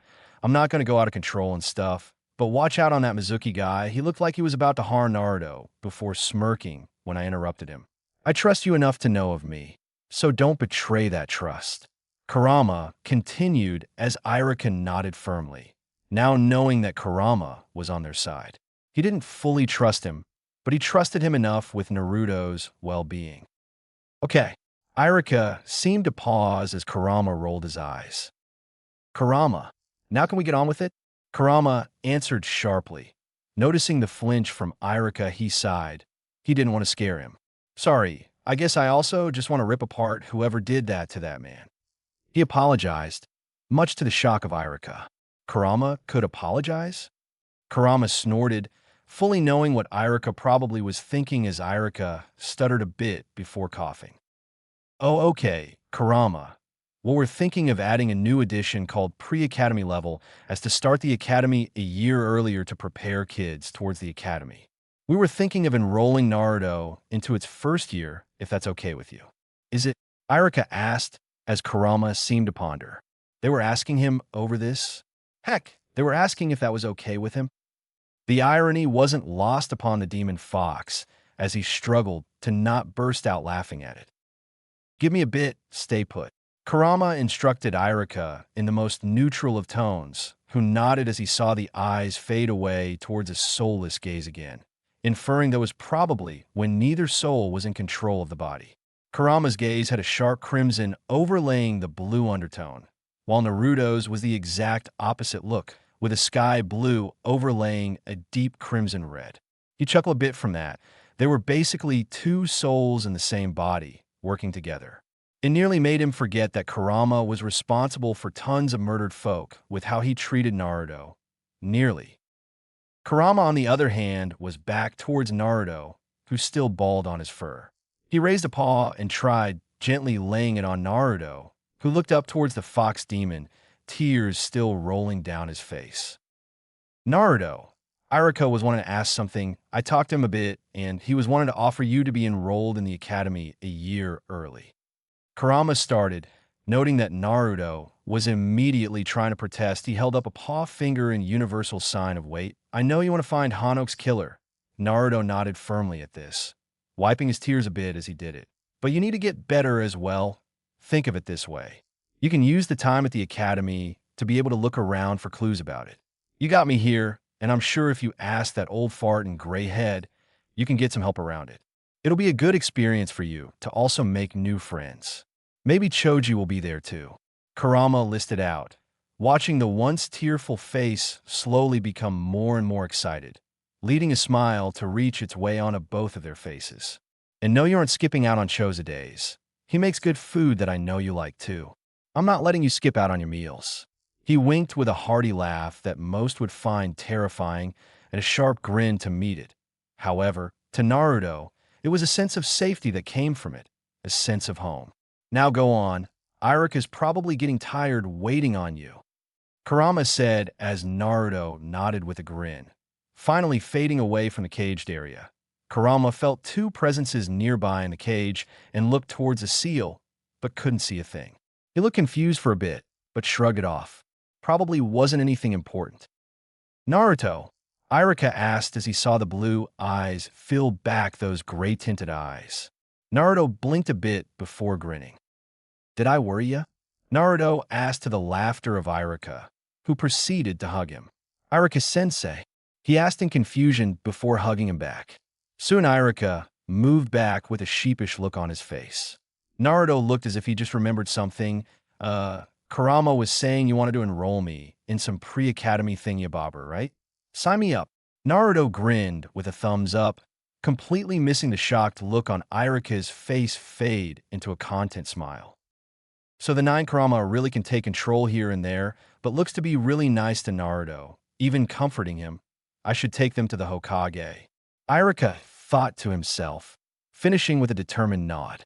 Hey, you two, can I take you to the Hokage? I might be able to pull a few strings to get you and a few friends of yours in it. We just need both of you to help out. That okay? Irika asked as the colors in the eyes seemed to combine into a deep violet, as if the two layers swirled together, but neither said a word, just nodding with a smile. As soon as it had appeared, it moved back towards Naruto's blue. Okay then let's get going, okay? Irika said with a smile as he led Naruto out of the room. Naruto, looking towards Mizuki, who only smiled towards him. Naruto smiled back, not entirely sure why Kurama seemed suspicious of the man. He didn't look that bad. Irika led the two, one, towards the great big tower in the middle of the academy. Soon they traveled up a spiral staircase and were beckoned in by the Hokage himself. The room looked neat, organized, just the same as other times Naruto had visited it, yet there were a few extra additions added to it. One was the great giant stack of papers that covered the desk that he sat at. The second was the hat he wore wasn't on. Instead, it had been put on the chair as if he took it off for a break. Irika and Naruto carefully sneaked around the desk to see, as well as hear, the Hokage snoring away in sleep. Naruto's eyes carried a glint as he grinned, bringing out a marker. Usually Irika would say something to stop him. In fact, he thought about doing so this time too, but even he was slightly annoyed that the Hokage snored away on such an important day. Tomorrow they would be graduating the academy students to see who passed, failed, or would be placed in different fields. It was a hard day for everyone, and to see him snoring insulted Irika with envy. He put his hand on Naruto's shoulder and nodded. Naruto had froze for just a second before his grin grew into a look of menacing pranksterism. He silently uncapped the black marker. Naruto avoided the hat, but nothing else survived the wrath of a marker's carrying Naruto. The papers were the last ones touched, as Kurama himself had a plan for that. But the Hokage's clothes, face, neck, arms, almost everything in the room was acceptable ground for Naruto's marker. At the very end, he walked in front of the desk and smirked. He slowly did the signs for a jutsu. He didn't know, but Kurama explained to him and at the end took a deep breath. Irika's eyes grew as he walked away, having recognized it with a chuckle. Never knew that Kurama was a prankster as well. Those two really are the same. He guessed it was Kurama who showed him the jutsu as Naruto blew out the breath, causing a light wind, but a strong enough wind to knock the papers clean off the table, all towards the sleeping Hokage. Sadly, the poor man still slept, much to the annoyance of Naruto, who took a deep breath, went straight to the Hokage's ear, and performed the jutsu again.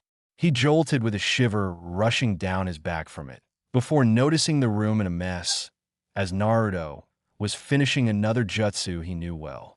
Naruto grinned as Sarutobi was struck with the power of Naruto's sexy hinge jutsu yet again.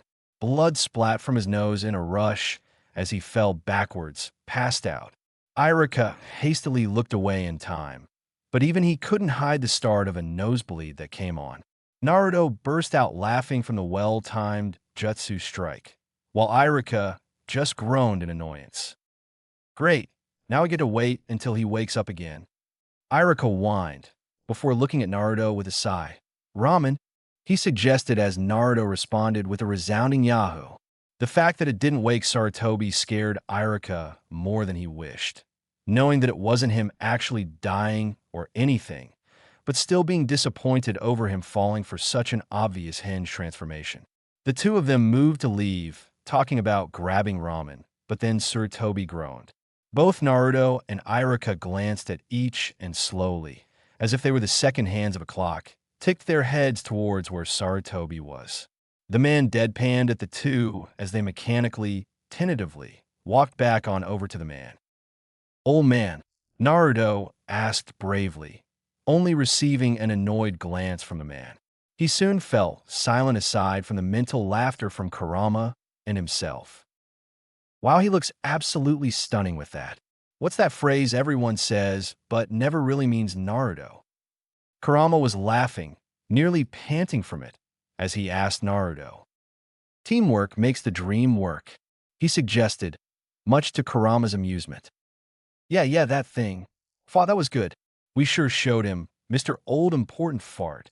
Kurama seemed to slur with his laughter. Naruto didn't dare think it, but Kurama was on to him as he glanced, nearly glaring at the young boy. He quickly looked away towards the window, surprising Sarutobi with the look of fear on his face. Yes, Naruto? Sarutobi asked, not expecting the response Naruto would give in response, though it looked like Naruto failed to hear him. Kurama, stop acting like you're drunk already. I'm trying to not laugh in front of the old man. Naruto suddenly yelled out, much louder than he intended, but Iruka had expected this, having activated the play's privacy seals quickly when they walked over towards the window. Naruto's eyes soon turned gray again as Naruto ran from a very annoyed Kurama.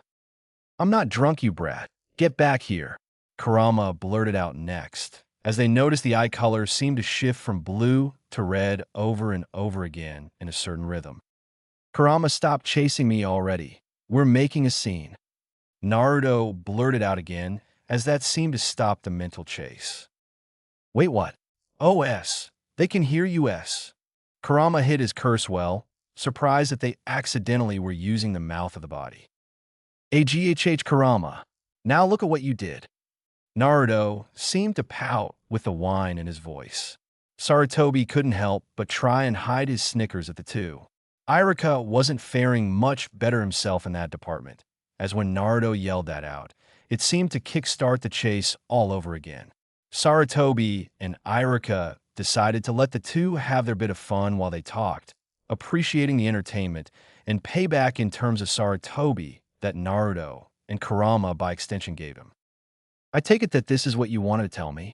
Sarutobi smirked, gesturing towards the soulless body, currently occupied with its occupants chasing each other around rather than messing with the body itself. Iruka rolled his eyes with a smirk when he noticed the multitude marks on Sarutobi's body. You have to admit, Iruka started. Seeing a threatening glare from Sarutobi, he sheepishly laughed before changing subjects. T, they make a good pair. Yeah, they seem to make a good pair, and it seems they're both becoming friends with each other. Iruka subtly changed the subject. Sarutobi chuckled a bit before continuing on. So, it seems that unlike with that Kurama and him seem to share the body, so to say. That'll make an interesting tale. Is there anything else you want to say? Sarutobi skipped over her name with a glance towards Naruto, who seemed to still be having a chase with Kurama if the rapidly shifting eye colors were anything to say about it. The yelling seemed to finally go down to a whisper of the two yelling at each other, much to the amusement of the two next to him. Yes, Naruto wants to go ahead with the pre-academy decision. We should have the ones we were planning to put in next year all be in this program, if only so no one suspects the true purposes of it. Iruka explained, noticing Sarutobi seemed to sober up a bit from that news. Ah, indeed. Are you certain this is for the best? It would mean that we would have to keep this pre-academy level in even past this year. We could run it as a testing program, but that might raise suspicions even higher. Sarutobi explained, but before Iruka could open his mouth, they turned to Naruto, who carried both of the eye colors in his eyes. He grinned. Of course it is. We won't let you down, you old man. /fart. The titles seemed to be split between man and fart, and he had a pretty good feeling who said which given Naruto's history of nicknames. No need to call me an old fart Kurama, but know that Naruto might be in danger if we do it. Are you certain about this? Sarutobi asked towards the Nine Tails, wanting to prove something that Kakashi and Hanok had placed in their reports once. If they want to try it, they would have to knock me dead before they get through me. I won't let anything harm Naruto. He's my charge, and I'm not going to let him drop that easily. It would hurt my pride. Kurama seemed a bit undecided on the reason, but his motivations shone through with his words. Sarutobi's eyes, along with Iruka's, rose from the startling claim he made. So go ahead with that pre-academy, whatever you call it stuff. I'll be training Naruto myself as well, so it's great to have regular humans get him started on the way there. I can only train him if he becomes strong enough to handle it, and right now, he's too weak. I know the real reason you're doing this isn't at all related to getting us stronger and the like. You're doing it because of that landlord fart, aren't you? We're helping out, regardless on if you accept it or not. So don't you dare try to stop us. Kurama growled near the end, still angry that he had let his guard down and gotten him killed. A small part of him wondered if he was losing his touch. Whatever happened to the great destroyer of Konoha? You're just a failure. He growled a bit more, mostly at himself, as Sarutobi put his hand on his shoulder, shocking the two of them. Okay then, how about this? I'll let you work with Kakashi and find clues related to the academy, when Irika and myself will look for clues towards the body and apartment. Until then, I'll be having you stay over at the Akimichi compound with your Uncle Choza. The uncle stuff is on purpose. Hanok meant uncle as part of Choza's name, while the Hokage means of it as just a standard uncle and not an extension of the name. Difference of intent. While we work with this. Also, please try to make friends with your classmates if possible, since 5 years is a long time together to go through, and I never want to see you lonely, Naruto. You are a kind boy, even capable of converting Kurama. If anyone can do it, it's you. School will start the day after tomorrow, so just be aware of that. That'll get you more used to the home, as well as for us to determine those that will be teaching your class. Sarutobi explained with a smile, ruffling the hair of Naruto, much to the two's chagrin. They still smiled in the end as Sarutobi continued. Just please, for the love of Kami, don't actually have your guts swell. Eat in moderation, Naruto. He sighed and mumbled out, much to the chuckling of the others present. The seals went down as it revealed both Kakashi and Tenzo, Yamato, whatever he decided to call himself today, standing right at the edge of the seal.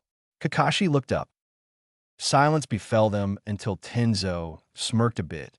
Do you need a wet wipe, Hokage-sama? He said calmly as laughter burst out from the group.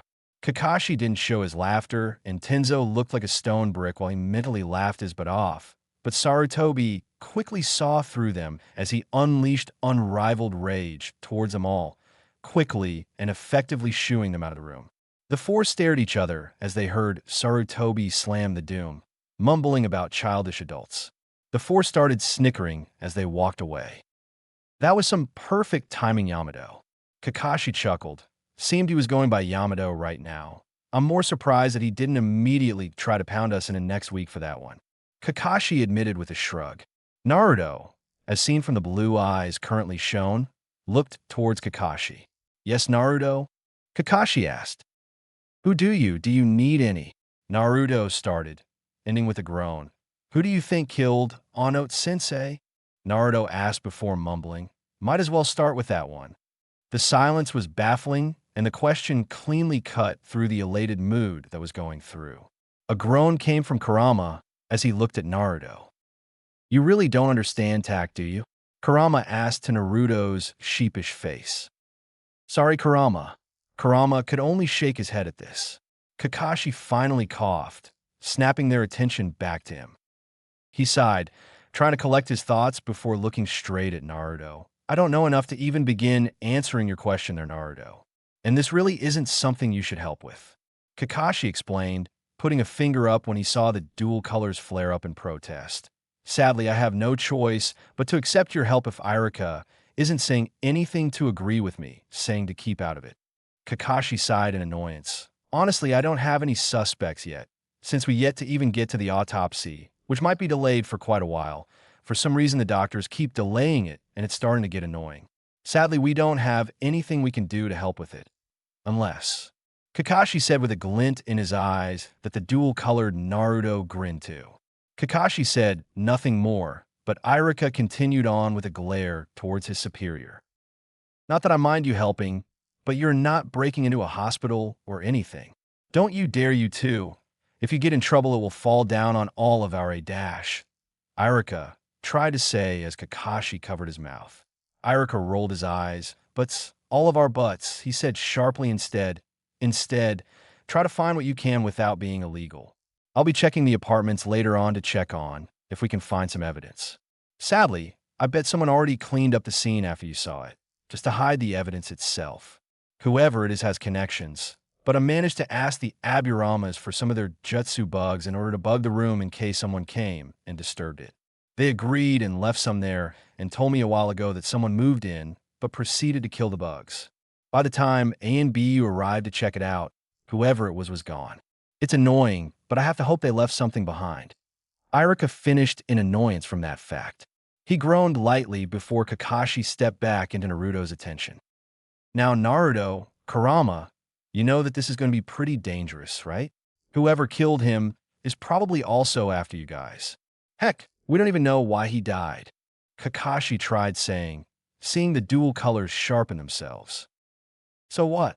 They shouted in union, halting Kakashi in his words. It doesn't matter what danger awaits us. We'll face it head on, believe it. They continued on as the eyes dulled a bit from that, as if the union was taxing upon them, which it probably was. They had seemed stronger during it, but it was still vastly incomplete between them. Kakashi and Iruka smiled from this. Yeah, Naruto, we believe it. Just be careful, okay? Iruka asked as he held a thumb to his chest once more. I swear I'll come back alive. Believe it. Naruto grinned as Yamato coughed, noting they were still in the stairwell this whole time. They finally got to move on, with Kakashi and Yamato deciding to wait a bit to make sure they weren't all caught together. He's one interesting kid, Yamato said bluntly, much to his partner's chuckles. He is indeed, Kakashi replied. Ramen. Naruto sang the word on repeat for the whole way over to the popular ramen shop that Iruka took him to. If Hanok was the one who introduced him to Yakiniku Q, then Iruka would have been the one that introduced him to Ichiraku ramen. And as much as he liked Yakiniku Q, he couldn't say that it beat Ichiraku ramen ever. He dug in immediately after his bowl was delivered. Kurama was the complete opposite, claiming that Yakiniku Q was superior to Ichiraku ramen any day, which led to many fun-natured arguments between the two over the debate. So Naruto, what do you think about the pre-academy? You looking forward to it? Iruka asked as Naruto demolished his ramen bowls one after another, frightening Iruka as he had offered to pay. Oh, Kami, he's going to run me dry. Iruka panicked as Naruto finally looked over to him after the fifth bowl, only because that had been the last of the original order. He had asked for more right after. I guess it's cool. I just don't really know how to feel when that means I would have to be in the academy for 5 whole years instead of 4. It just scares me a bit, honestly. 5 whole years, at that point I would be 12 years old, and I might not be any closer to finding out what happened to Hanok. Naruto's hands rolled into fists, nearly scratching him if not for Kurama subtly moving them, so he could focus on the conversation instead of healing. Iruka noticed this with a worried look on his face, not liking the fact that the usually hyperactive knucklehead Naruto was strangely remorseful, strangely silent, and most importantly, playing around with his favorite ramen. He was losing the motivation to eat his ramen after the 3rd bowl, with it taking longer and longer to finish up until right after this 5th one, even though he had asked for more. Iruka sighed as he noticed that he barely even ate any of his 1st bowl. The silence was deafening with that sigh, and Iruka didn't know what to say. Having noticed the two not eating, had walked over with the intent of yelling at them to eat or go before noticing the tense atmosphere that befell them. Iruka bit his lip lightly as he thought about what to say, only for them to hear herself sigh. Look, I might not know what's going on here, but I know you, Naruto. You like to shoulder the guilt of everything that happens around you, even if it's too much for you to carry alone. Started, looking towards the downcast Naruto. Trust in them. They're only there to help you, not hinder you in any way. Continued on, almost helpless in the situation. I know, Naruto started, but wasn't done yet. If you know, then do it. I know you're better than this, Naruto. You have the trust of so many people that if the villagers got off their idiotic ideals and actually got to know you, they wouldn't hate you. They would praise you as a hero. You have a heart of gold that drags people in, and while you don't have many yet, it's only going to grow and get stronger. I know it. So instead of feeling down about yourself and what you can't do, focus on what you can do instead. If you do that, then you will reach your goals in no time. Smiled as she said it, happy that the smile and optimism was returning to Naruto's face, who grinned in appreciation. Thanks, More ramen, please. Naruto asked as nodded and went to work. Iruka smiled towards Naruto, happy to see him back to his normal happy self. It didn't matter what the world threw at him. He would take it, grow stronger, and use that strength to protect his friends and family. One more bowl of ramen, please. Iruka himself said, hearing a hi in reply as Naruto grinned at him, and Iruka smiled on back. The hours passed on by as the two enjoyed their ramen, and soon the sky had set and night had fallen. Iruka's wallet cried in pain as Iruka could only pay for some of the meal, with Ayam and Tucci putting the rest on Naruto's long-running tab with an understanding pat to his back. Elsewhere in the village, near the academy. You know your mission, correct? A sinister voice seemed to hiss his words. Another person laid cased in the midnight moonlight as a very familiar character. Of course, I won't let you down. Naruto won't graduate from the academy if I can help it. Mizuki answered back toward that shadowed figure. You can trust me. Orochimaru. Mizuki grinned as he knelt down on the ground. Quiet. The newly dubbed Orochimaru hissed, threatening at him. We're in enemy territory, you idiot. We don't know who's watching us. Now go. Orochimaru continued, before the shadow disappeared into the ground, slipping out into the night.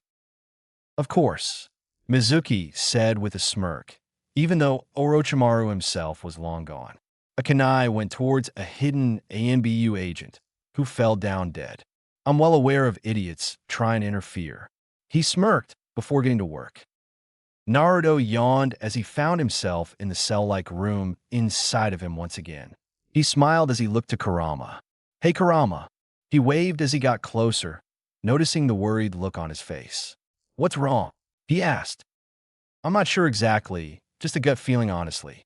Kurama sighed, nearly sending Naruto into a panic over how tame Kurama was, which led to Kurama lightly, that still hurt, bopping Naruto on the head. Relax, no need to panic over something so insignificant.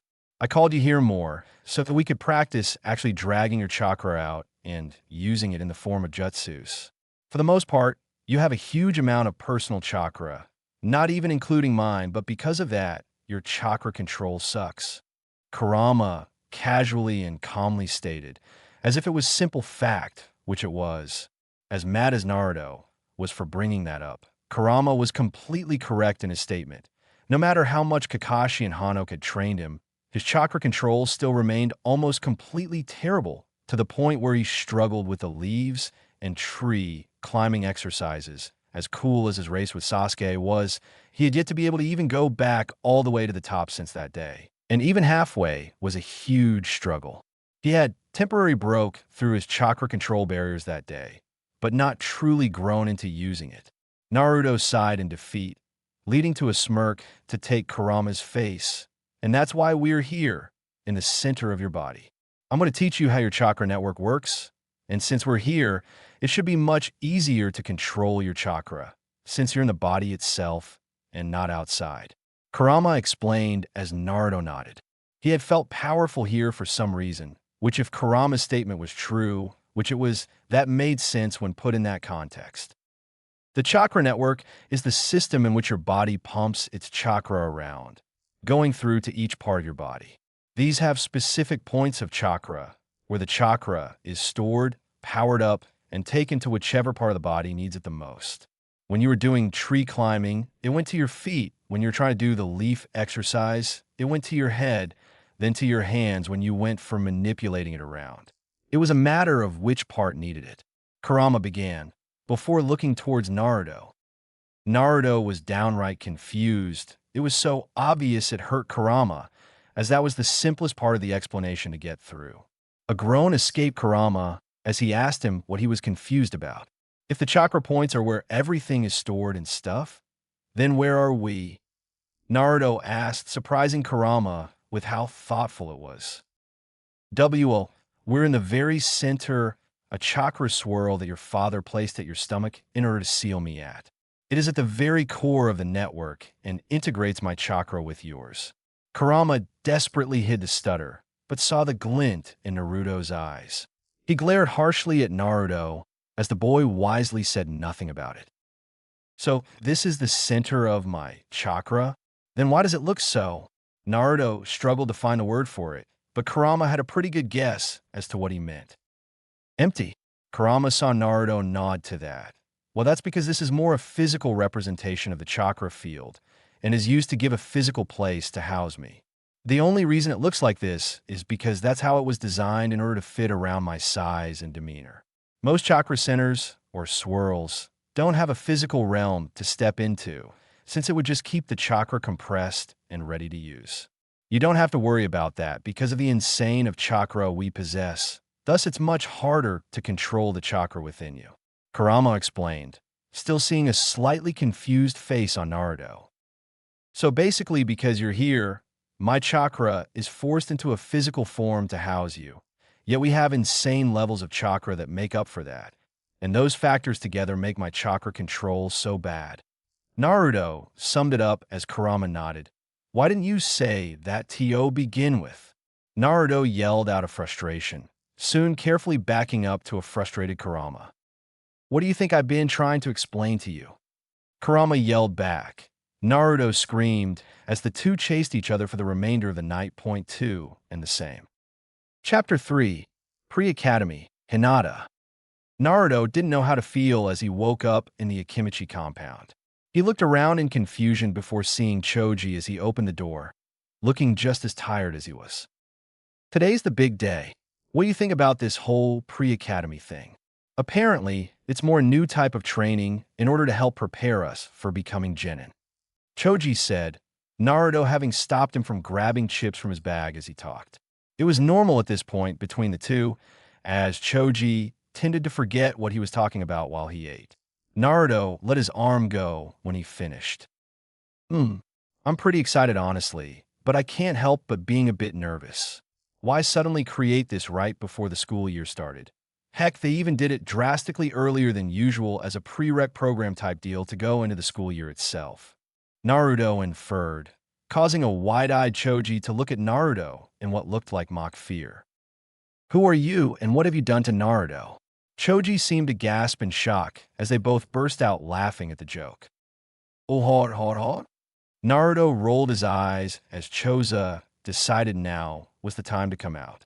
He figured to let the two boys have their fun before revealing his presence. The two turned towards the large, robust man. You know that it starts in the next 15 minutes. I suggest getting ready. Choza smirked a bit as he watched the two become shocked from fear. He threw uniform towards Naruto. Don't worry, Naruto. I didn't forget your situation either, but I wasn't kidding on that. Thankfully, we live close enough nearby to make it not late, but I wouldn't risk it on your first day. Choza laughed heartily as the two fearful kids dashed towards the showers, with Choji having beaten Naruto, causing him to have to wait. He decided to grab breakfast first, to which Choza gave the full 9 yards of it. Naruto and Kurama both sweat dropped to the display and knew where the Akimichi gut came from. Even with Naruto being over so often, it didn't stop the sight from being jaw-dropping. Naruto ate as he waited for Choji to come out, and even though eating only from one bowl of the meal, he still felt his gut grow slightly. A grimace met his face as he and Kurama both knew that he would have to do laps again to get rid of it. Choza rolled his eyes at his so-called nephew's actions, having realized a long while ago what the issue was.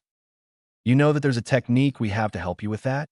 It's not something that you should abuse or else it could backfire on you, but once in a while shouldn't be too bad. Choza offered as Naruto sighed, waving him off a bit. It's fine, it helps motivate me to work out more, I just have to be careful of it. Naruto said calmly as Choza smiled. If you say so. Choza relented as Naruto went to move towards the shower again, seeing as he heard the door open, and immediately went in afterwards. So, the gut swelled a bit from just a small amount of the food. Geez, how are they still alive from all of that food they eat? Kurama said, being both impressed and mortified by the Akimichi clan. From my understanding, I think it's how their bodies are designed. And since their clan techniques are based around those techniques, they have some way to turn the calories to strength or chakra. Other than that, I think they just like the taste of the food. Naruto thought a bit before saying. Kurama just stared at him. What? Naruto said, not appreciating the blank stare that Kurama gave him, one that spoke of pure disbelief and awe. When did you get so professory? Kurama said, still unbelieving of Naruto's explanation since it made sense, and that didn't fit the headstrong kid he had grown to know. Thankfully, or sadly, Naruto growled a bit and begun yelling at Kurama mentally as to not cause a scene. Sadly, this all took a while, and soon Choza knocked on the bathroom door. "You have 5 minutes, or you'll be late," he told the two, who rushed through the rest of the shower, rushing through putting their clothes on as they rushed out the door. "See Uncle Choza," Naruto yelled out as he rushed out the compound, rushing on over to the academy right nearby. He saw Choji ahead pretty far, who looked tempted to stop at a food place. He grabbed his friend by the collar and rushed towards the academy. "We're going to be late, Choji." Naruto seemed absolutely nervous as he had just now rushed on the ground with his friend, but while he released Choji, he noticed something outside his vision. Choji ran on ahead, looking back in confusion as Naruto waved him onward. Choji nodded, trusting his near brother, before running inside the academy. This all the Hyuga heir has," Naruto heard kicking from 3 separate sources, and while Kurama tried convincing Naruto otherwise, Naruto kept pushing towards them. Sticking to the trees as told from Hanok, he watched the 3 bullies, one tall and lanky, one short and chubby, and one being what looked to be a 3-year-old beat up a young girl. Naruto grit his teeth. You in the academy? You're not even worth the bottom of our shoe." The chubby one continued as Naruto had it, finally revealing himself with a punch to the tall one, sending him straight into a tree. He growled as the remaining 2 looked shocked from the act. "What are you doing?" he yelled in rage as the chubby one tried punching him. Naruto tried blocking it only to get hit in the place the sun doesn't shine by the 3-year-old, leaving him open to a punch himself. He grit his teeth as the 3 looked towards him. And who's this one? I guess we got a new punching bag," the tall one said, ignoring the blood that fell from his mouth and the 2 teeth that were now missing, with looked like one that was so loose it might as well have been knocked out of his mouth. Naruto used his foot to twist out and proceeded to kick them away into each other, causing the 3-year-old to be nearly crushed by the chubby bully. While they were distracted by that, the girl came and dragged Naruto up and away. Naruto panted a bit, struggling to hold on, but his pain tolerance was still that of a kid, and the nut punch in combination of the gut punch knocked the wind out of him for a bit. He had a feeling Kurama wasn't healing these wounds, but didn't know why. Kurama smirked, knowing more about Naruto's feeling about the girl than Naruto himself. He looked towards the young white-eyed girl. "Hey, are you okay?" he asked, even as she carried him inside the building. Yes, I'm okay." The girl stuttered miserably, having a blush cover her face as Naruto looked shocked. "Okay, what's your name?" Naruto asked, stuttering a bit from the blush. Was she having a fever? Kurama deadpanned at Naruto's thoughts. He couldn't have. Oh, Kami, he actually was that dumb. Kami helped him when the girl became older and actually confirmed what Kurama could see growing based on her eyes and Naruto's subconscious thoughts of, she looks nice. Ashashinata, Hinata said, the stutters calming down a bit as she smiled towards Naruto. What's yours? She asked as Naruto grinned despite the pain and got out of the hold to put his thumb to his chest. "My name is Naruto Uzumaki. My dream is to become the Hokage and have everyone become friends with everyone." He grinned towards Hinata, whose blush came back and deepened in intensity. "Are you sure you don't have a fever?" Naruto asked in deep concern as Kurama growled at him. "Idiot," Kurama said simply, not providing an explanation as Naruto looked in confusion. Hinata didn't help things any as she passed out for Naruto, grabbing her hands out of concern. Naruto grabbed her and put her on his back piggyback style, mostly due to Kurama yelling that if he didn't, that he would force him to eat 5 bowls of Choza's cooking and work it off in an hour, to the classroom. The 2 Chunin stared at him as he walked to the classroom door. At least he thought it was. He didn't get to ask Choji which class they were in, and they forgot to tell him the previous night. Naruto stared back at them. Is this the way to the Genin class?" Naruto asked as they nodded. "Great, sorry for being late." Naruto grinned as he moved to go in, the 2 blocking him. "My name is Naruto Uzumaki. I'm a part of the pre-academy Genin class, so move out of my way." Naruto glared at the 2, who rolled their eyes, and proceeded to turn the kid to the door directly across. "Oh," he finally said, embarrassed as he apologized to the guards, who paid it no mind. He opened the door only to find a supply closet, and the door behind him suddenly closed. "Hey, let me out, Databeo," he yelled as he banged against the door, figuring that the two guards had moved to block his exit. He heard the light groaning as he turned back to see Hinata slowly waking up. "Good going there, Naruto. Now, what are you going to do?" Kurama snapped a bit, drawling out his liquid sarcasm at the kid, who was mentally berating himself along with the demon fox. He turned his attention to Hinata instead. "Ashinata, are you alright?" Sometimes, remember, Naruto used team for Sasuke, which literally just means Sasuke bastard.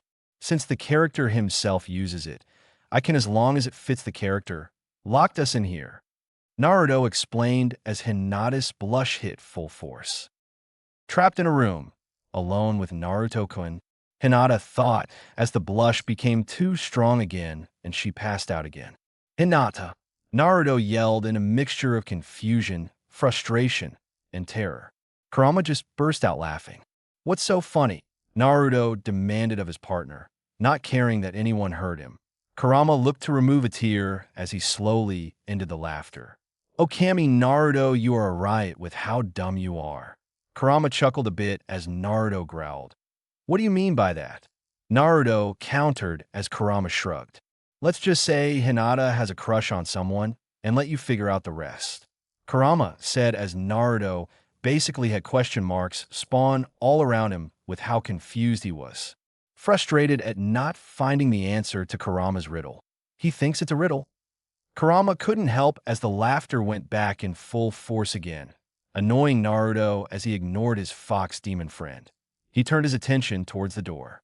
He banged it again and again, hoping to use strength to overcome it as he prepared for a shove, only for the door to suddenly open, causing him to fall down in front of Irika and most of the class, who immediately saw Hinata passed out and Naruto on the ground having fell from a would-be shove. Snickers started spreading throughout the students, but Irika was livid. "Naruto, what did you do?" Irika seemed to leak killing intent, not enough to faze Kurama any. "It's like a little kitty acting like a lion. It's kinda adorable if downright stupid."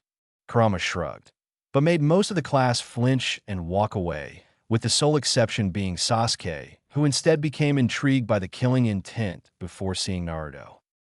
Sasuke deadpanned as he watched Naruto look towards Irika and talk about how Hinata fainted and the like, as well as having been locked in the room trying to get to class. "Who is this dobe even trying to fool? Dobe? Huh, suits the idiot for doing this. Not one day in, and he's already trying to get to first base." Sasuke hissed at that invading thought as he tried not to turn around. "I'm not jealous," he denied, ignoring the feeling that someone was smirking at him. Kurama wouldn't tell Naruto why he was smirking viciously at Sasuke as he desperately tried to convince Irika on what happened. It didn't help matters that when he turned around, there was about 12 of the 30-ish people in the class who instantly tried, badly, to pretend they weren't just admiring Sasuke just now. He sighed, slightly annoyed as he noticed someone in the group that he wished was different from the rest. Seems he was wrong that night. While Sasuke was going through his internal crisis, Naruto had sighed to Irika, who merely smirked. "You are a bundle of trouble, huh, Naruto?" Irika said with a grin, the class annoyed as Naruto got off. "But I don't want you too late again, and that goes to you too, Choji." Irika yelled towards the now flinching Choji, who nodded with a deep bow. "Good job saving her, Naruto," Irika whispered to him, who grinned. "No problem, Irika-sensei," Naruto said as the two nodded. "So what happened with class?" Naruto suddenly asked afterwards, causing Irika to sheepishly chuckle. "We kinda just released for lunch and noticed the loud banging of that door that looked like it was reinforced forcibly with chakra, but you were doing some heavy damage to it either way." Irika said, having noticed the door nearly crashed to the ground had it not been for the weirdly activated seals around it. It was why Irika had believed Naruto, since the door never locked without those seals being active, and Naruto wasn't the type of kid to know seals or use them like that. He had to talk to the Hokage about that later, but right now, his gaze fell towards Hinata, who Naruto picked up piggyback style once again, ready to take her wherever Irika needed her to go to help her. He instead put his hand over her face with a smirk. "She's fine, Naruto, just passed out," Irika said with a smirk.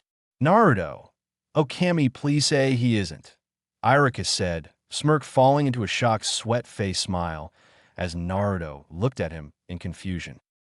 "She keeps fainting, though, with these heavy blushes on her face. Does she have a fever?" Naruto asked, completely clueless, much to the class's dismay.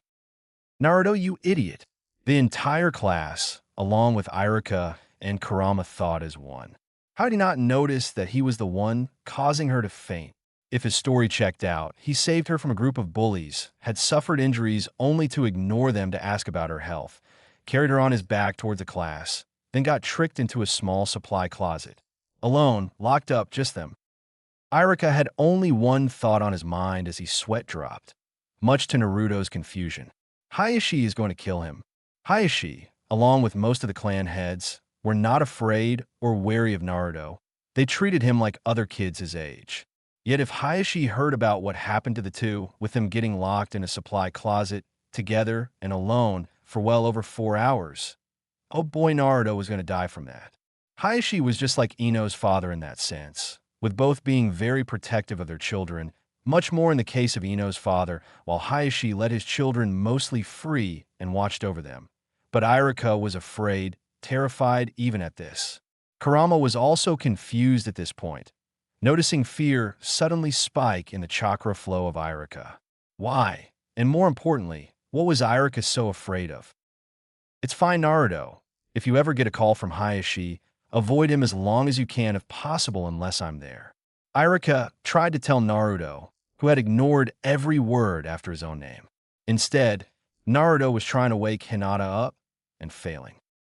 "Hinata." Naruto tried calling out once more before sighing, proceeding to lightly flick her head. The students, especially Irika himself, paled as Hinata woke up, blush on her face again. "Sorry about that. I was trying to wake you up. We got out of the room, thanks to Irika-sensei. I'll help you with catching up with the content, since it was my fault we got locked up in there." Naruto apologized, determined to make it up to Hinata. No. Not Naruto. Why you don't have to do that for me?" Hinata stuttered, blush firmly in place, as she tried to change Naruto's mind. Naruto simply shook his head. "I'm going to be the future Hokage. That means owning up to my actions and taking responsibility. I had us miss class because of my own actions, so to make it up to you, I'll assist you in what we missed," Naruto declared very loudly to Hinata. It seemed like the rest of the people in the hall didn't even exist to him at the moment. Hinata blushed heavily, desperately trying to not pass out again, to which she finally succeeded. She instead simply hugged Naruto in thanks. Naruto smiled and hugged her back. Lucky Yaoi was the simple thought that consumed most of the class, all angry at how easily Naruto had gotten the Hyuga heiress in his grasp, and he didn't even realize it. Naruto only looked in confusion as Irika groaned. "Well, since you missed the beginning of class, you'll be eating lunch while we go through the lesson. Come on, you two. Everyone else, enjoy your lunch," Irika said as the classmates started walking away with differing looks of confusion, envy, intrigue, and pity towards the group of now 3. Irika led them to the actual classroom, which just so happened to be the door that those 2 guards were blocking, much to Naruto's annoyance. Hinata and Naruto decided to sit next to each other in the first row, seeing as no one else was there at the moment. The room seemed simple, with 3 rows of seats separated by a walkway down the middle, with the teacher's podium and chalkboard on the other side of the room. The windows showed the kids outside enjoying their meal and playing with each other while Naruto and Hinata sat down next to each other. Hinata, while blushing, decided to open her eyes. The blush immediately turned into confusion as she noticed the dual nature of Naruto. "And Naruto, why do you have 2 chakra sources?" Hinata asked, noting that his eyes turned crimson with a blue backdrop. He seemed to grin a bit when he looked back towards her. That would be because I'm sealed in him. Sorry about his ignorance, kid. Kurama said, forcing Naruto to stay back for a while, isolating him in the sealed room for a while. Naruto pouted a bit, but didn't mind much. In Naruto, Hinata seemed shocked as Kurama shook his head.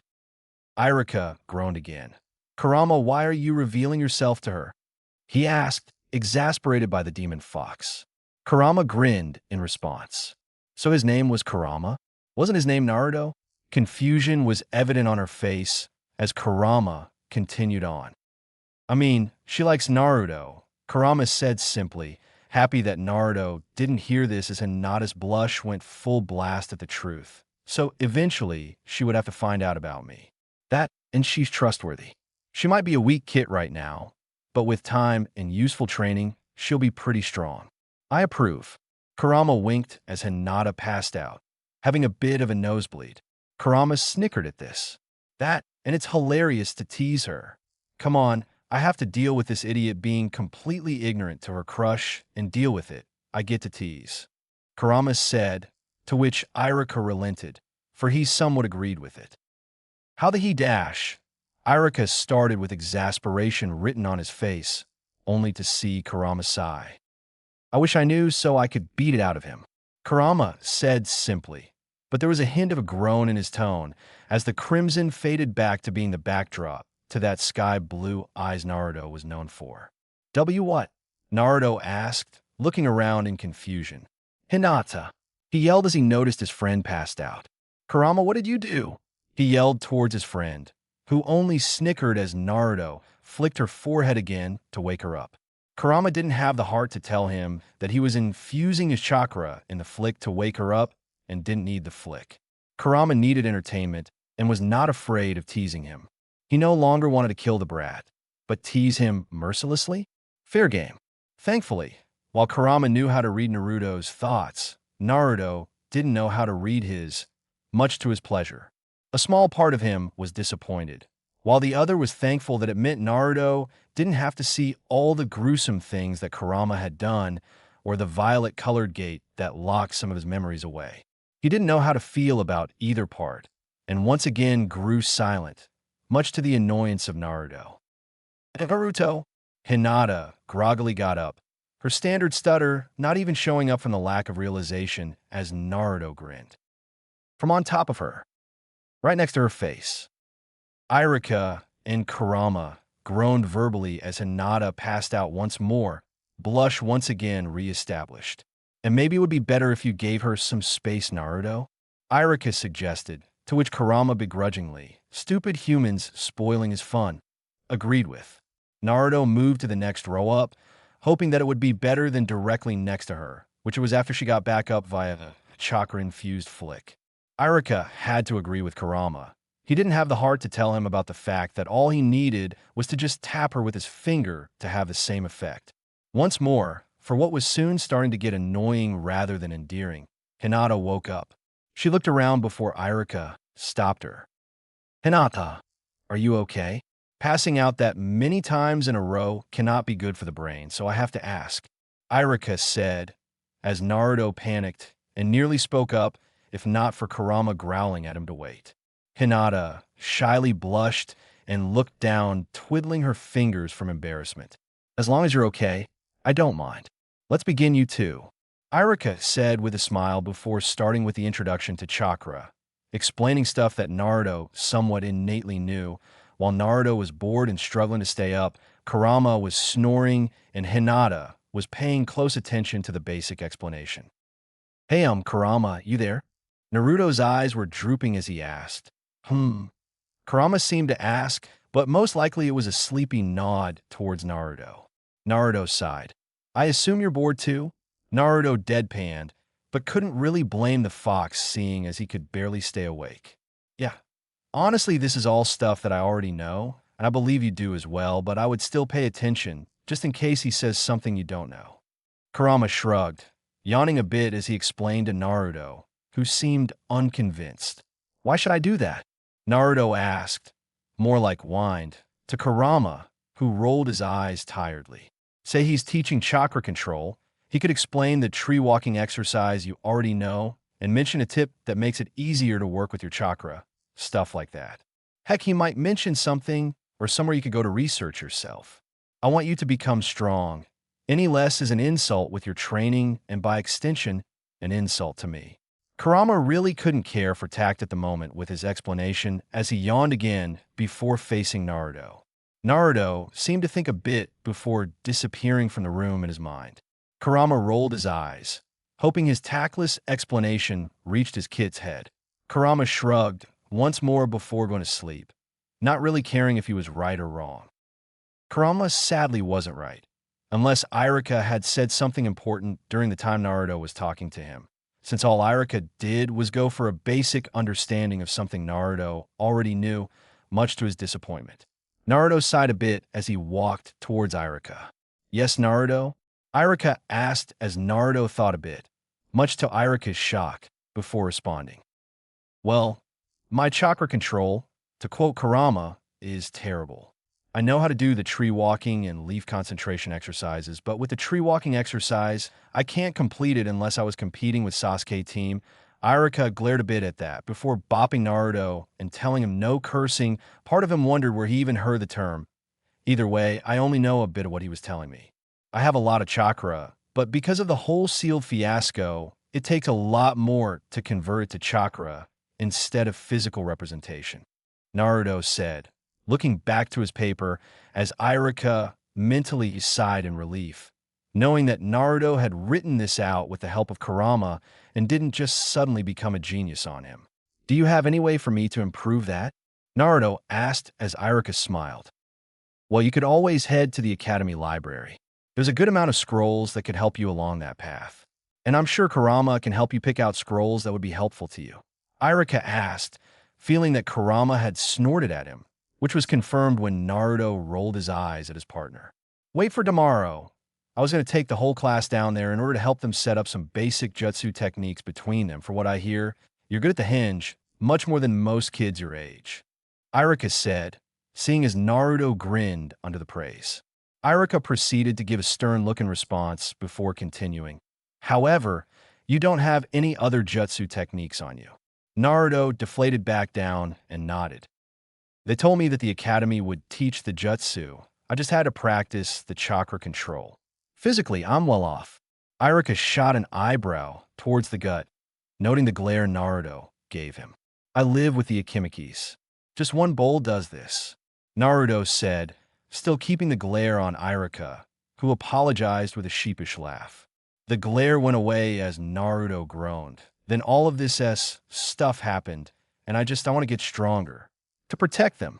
As the future Hokage, I want everyone to be friends with everyone. And I know that in order to do that, you have to be strong.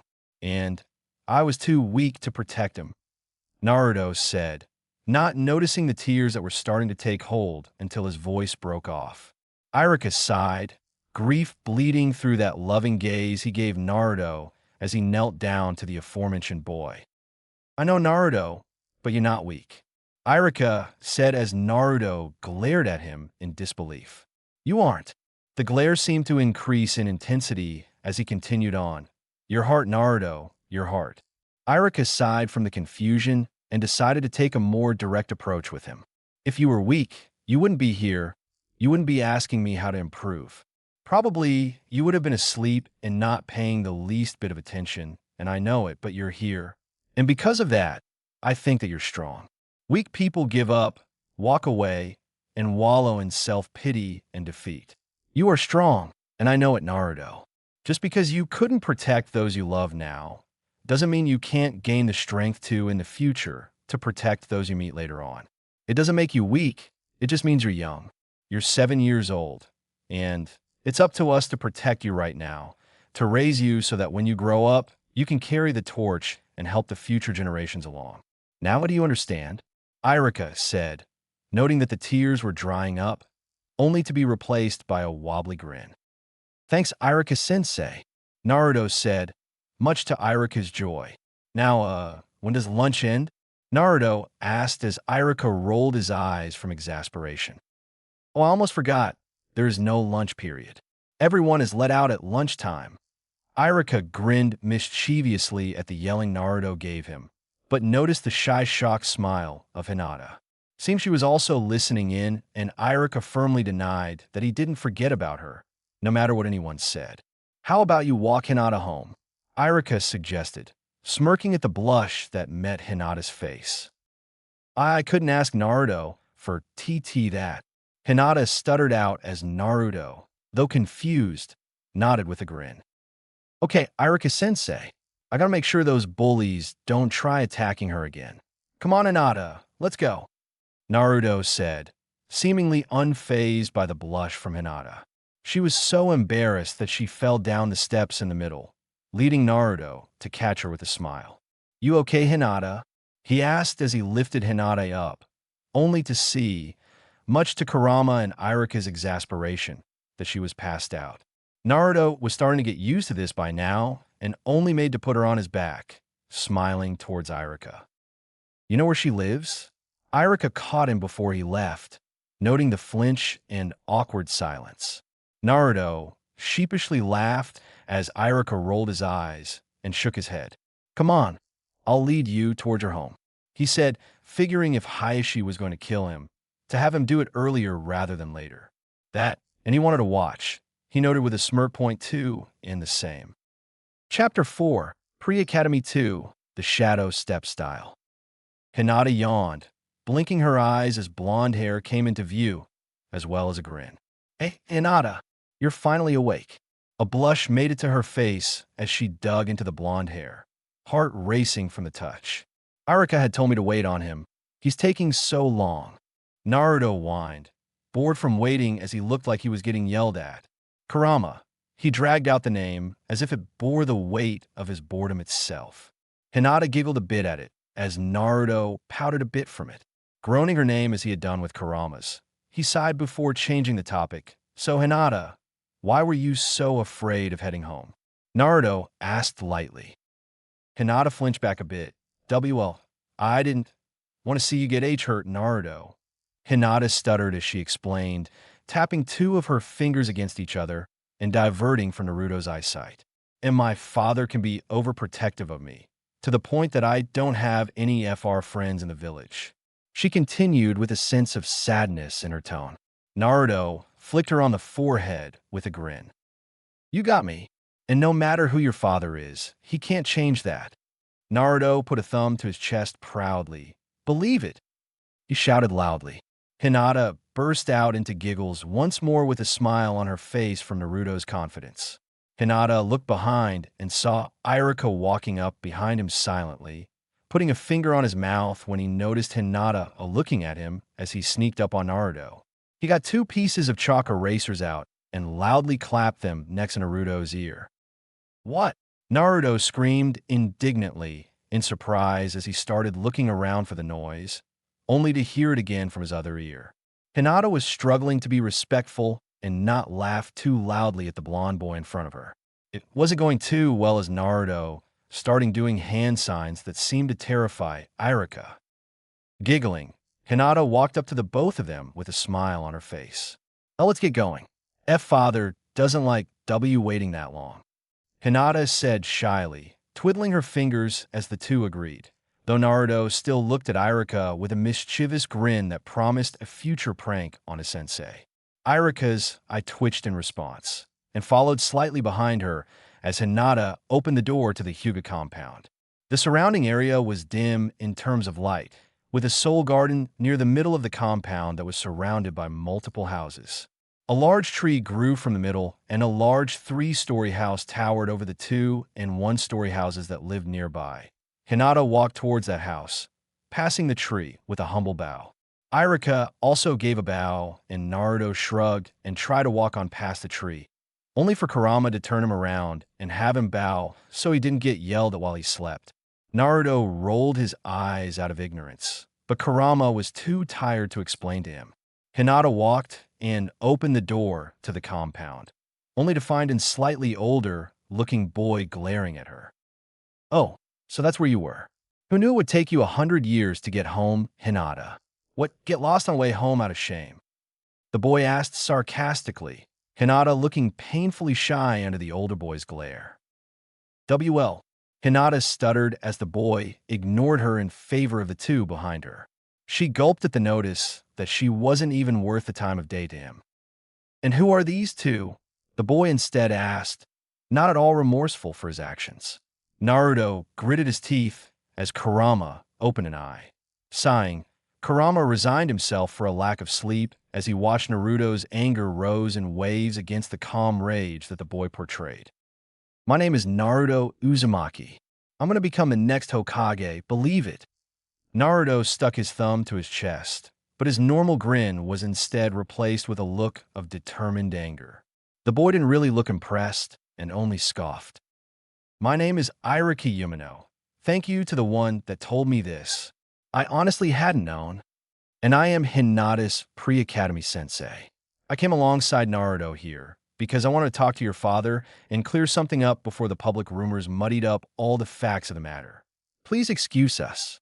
Irika cut in before the boy and Naruto could continue on with their spat, while Hinata silently thanked him with a sigh of relief. The boy rolled his eyes. Fine, but only because my loving sister is inviting you. I got a mission to go on. Get out of my way. The boy glared at Hinata before walking through Naruto, shoving him out of the way. Hey, what was that for? Naruto yelled back in anger, only to get ignored once more. Naruto, gritting his teeth, readied for running after him and giving him a piece of his mind. Hinata grabbed his hand in a look of begging, shaking her head to ask him not to do it.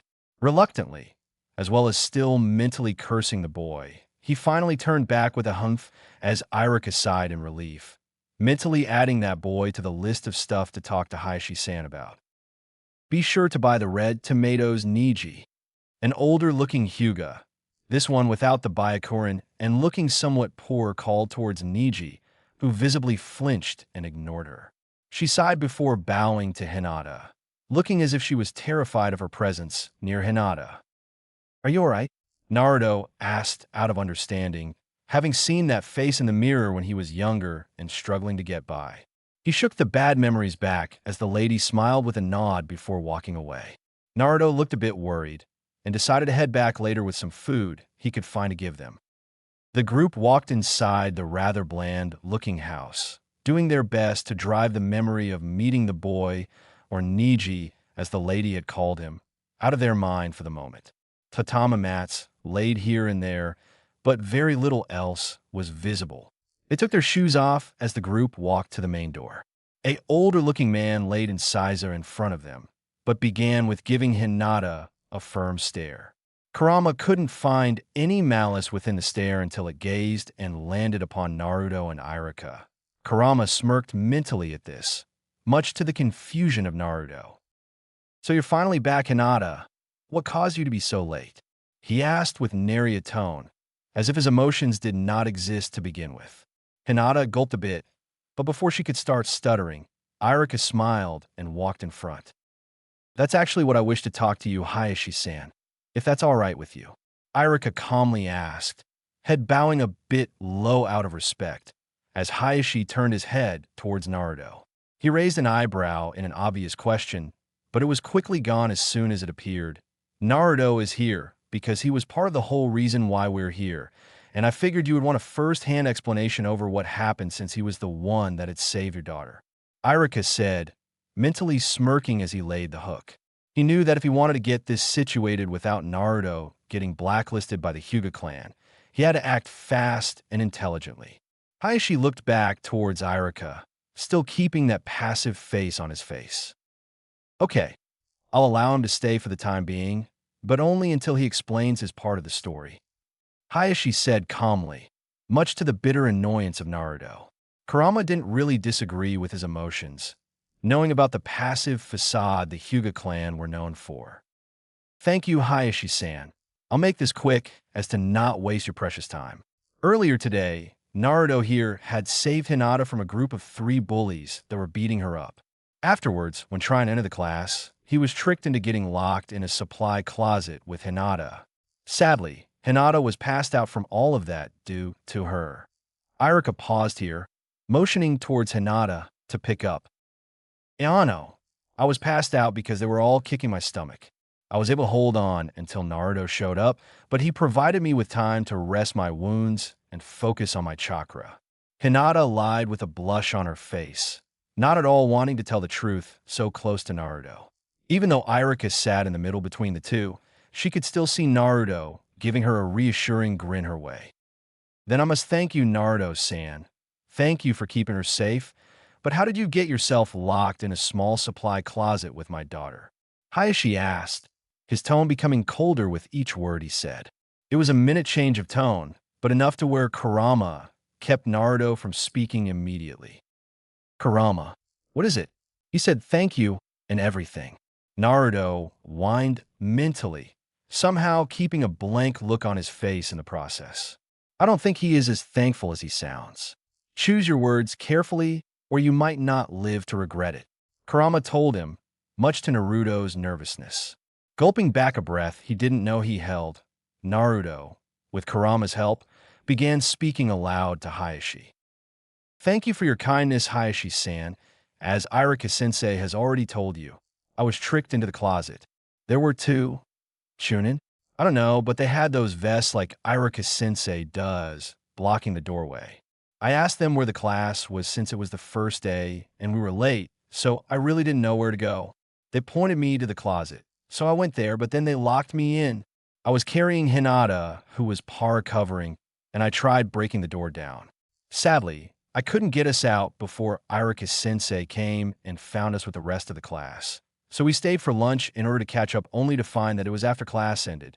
Can you believe that? So that's why Hinata was late. Don't blame her or anything, since it wasn't her fault.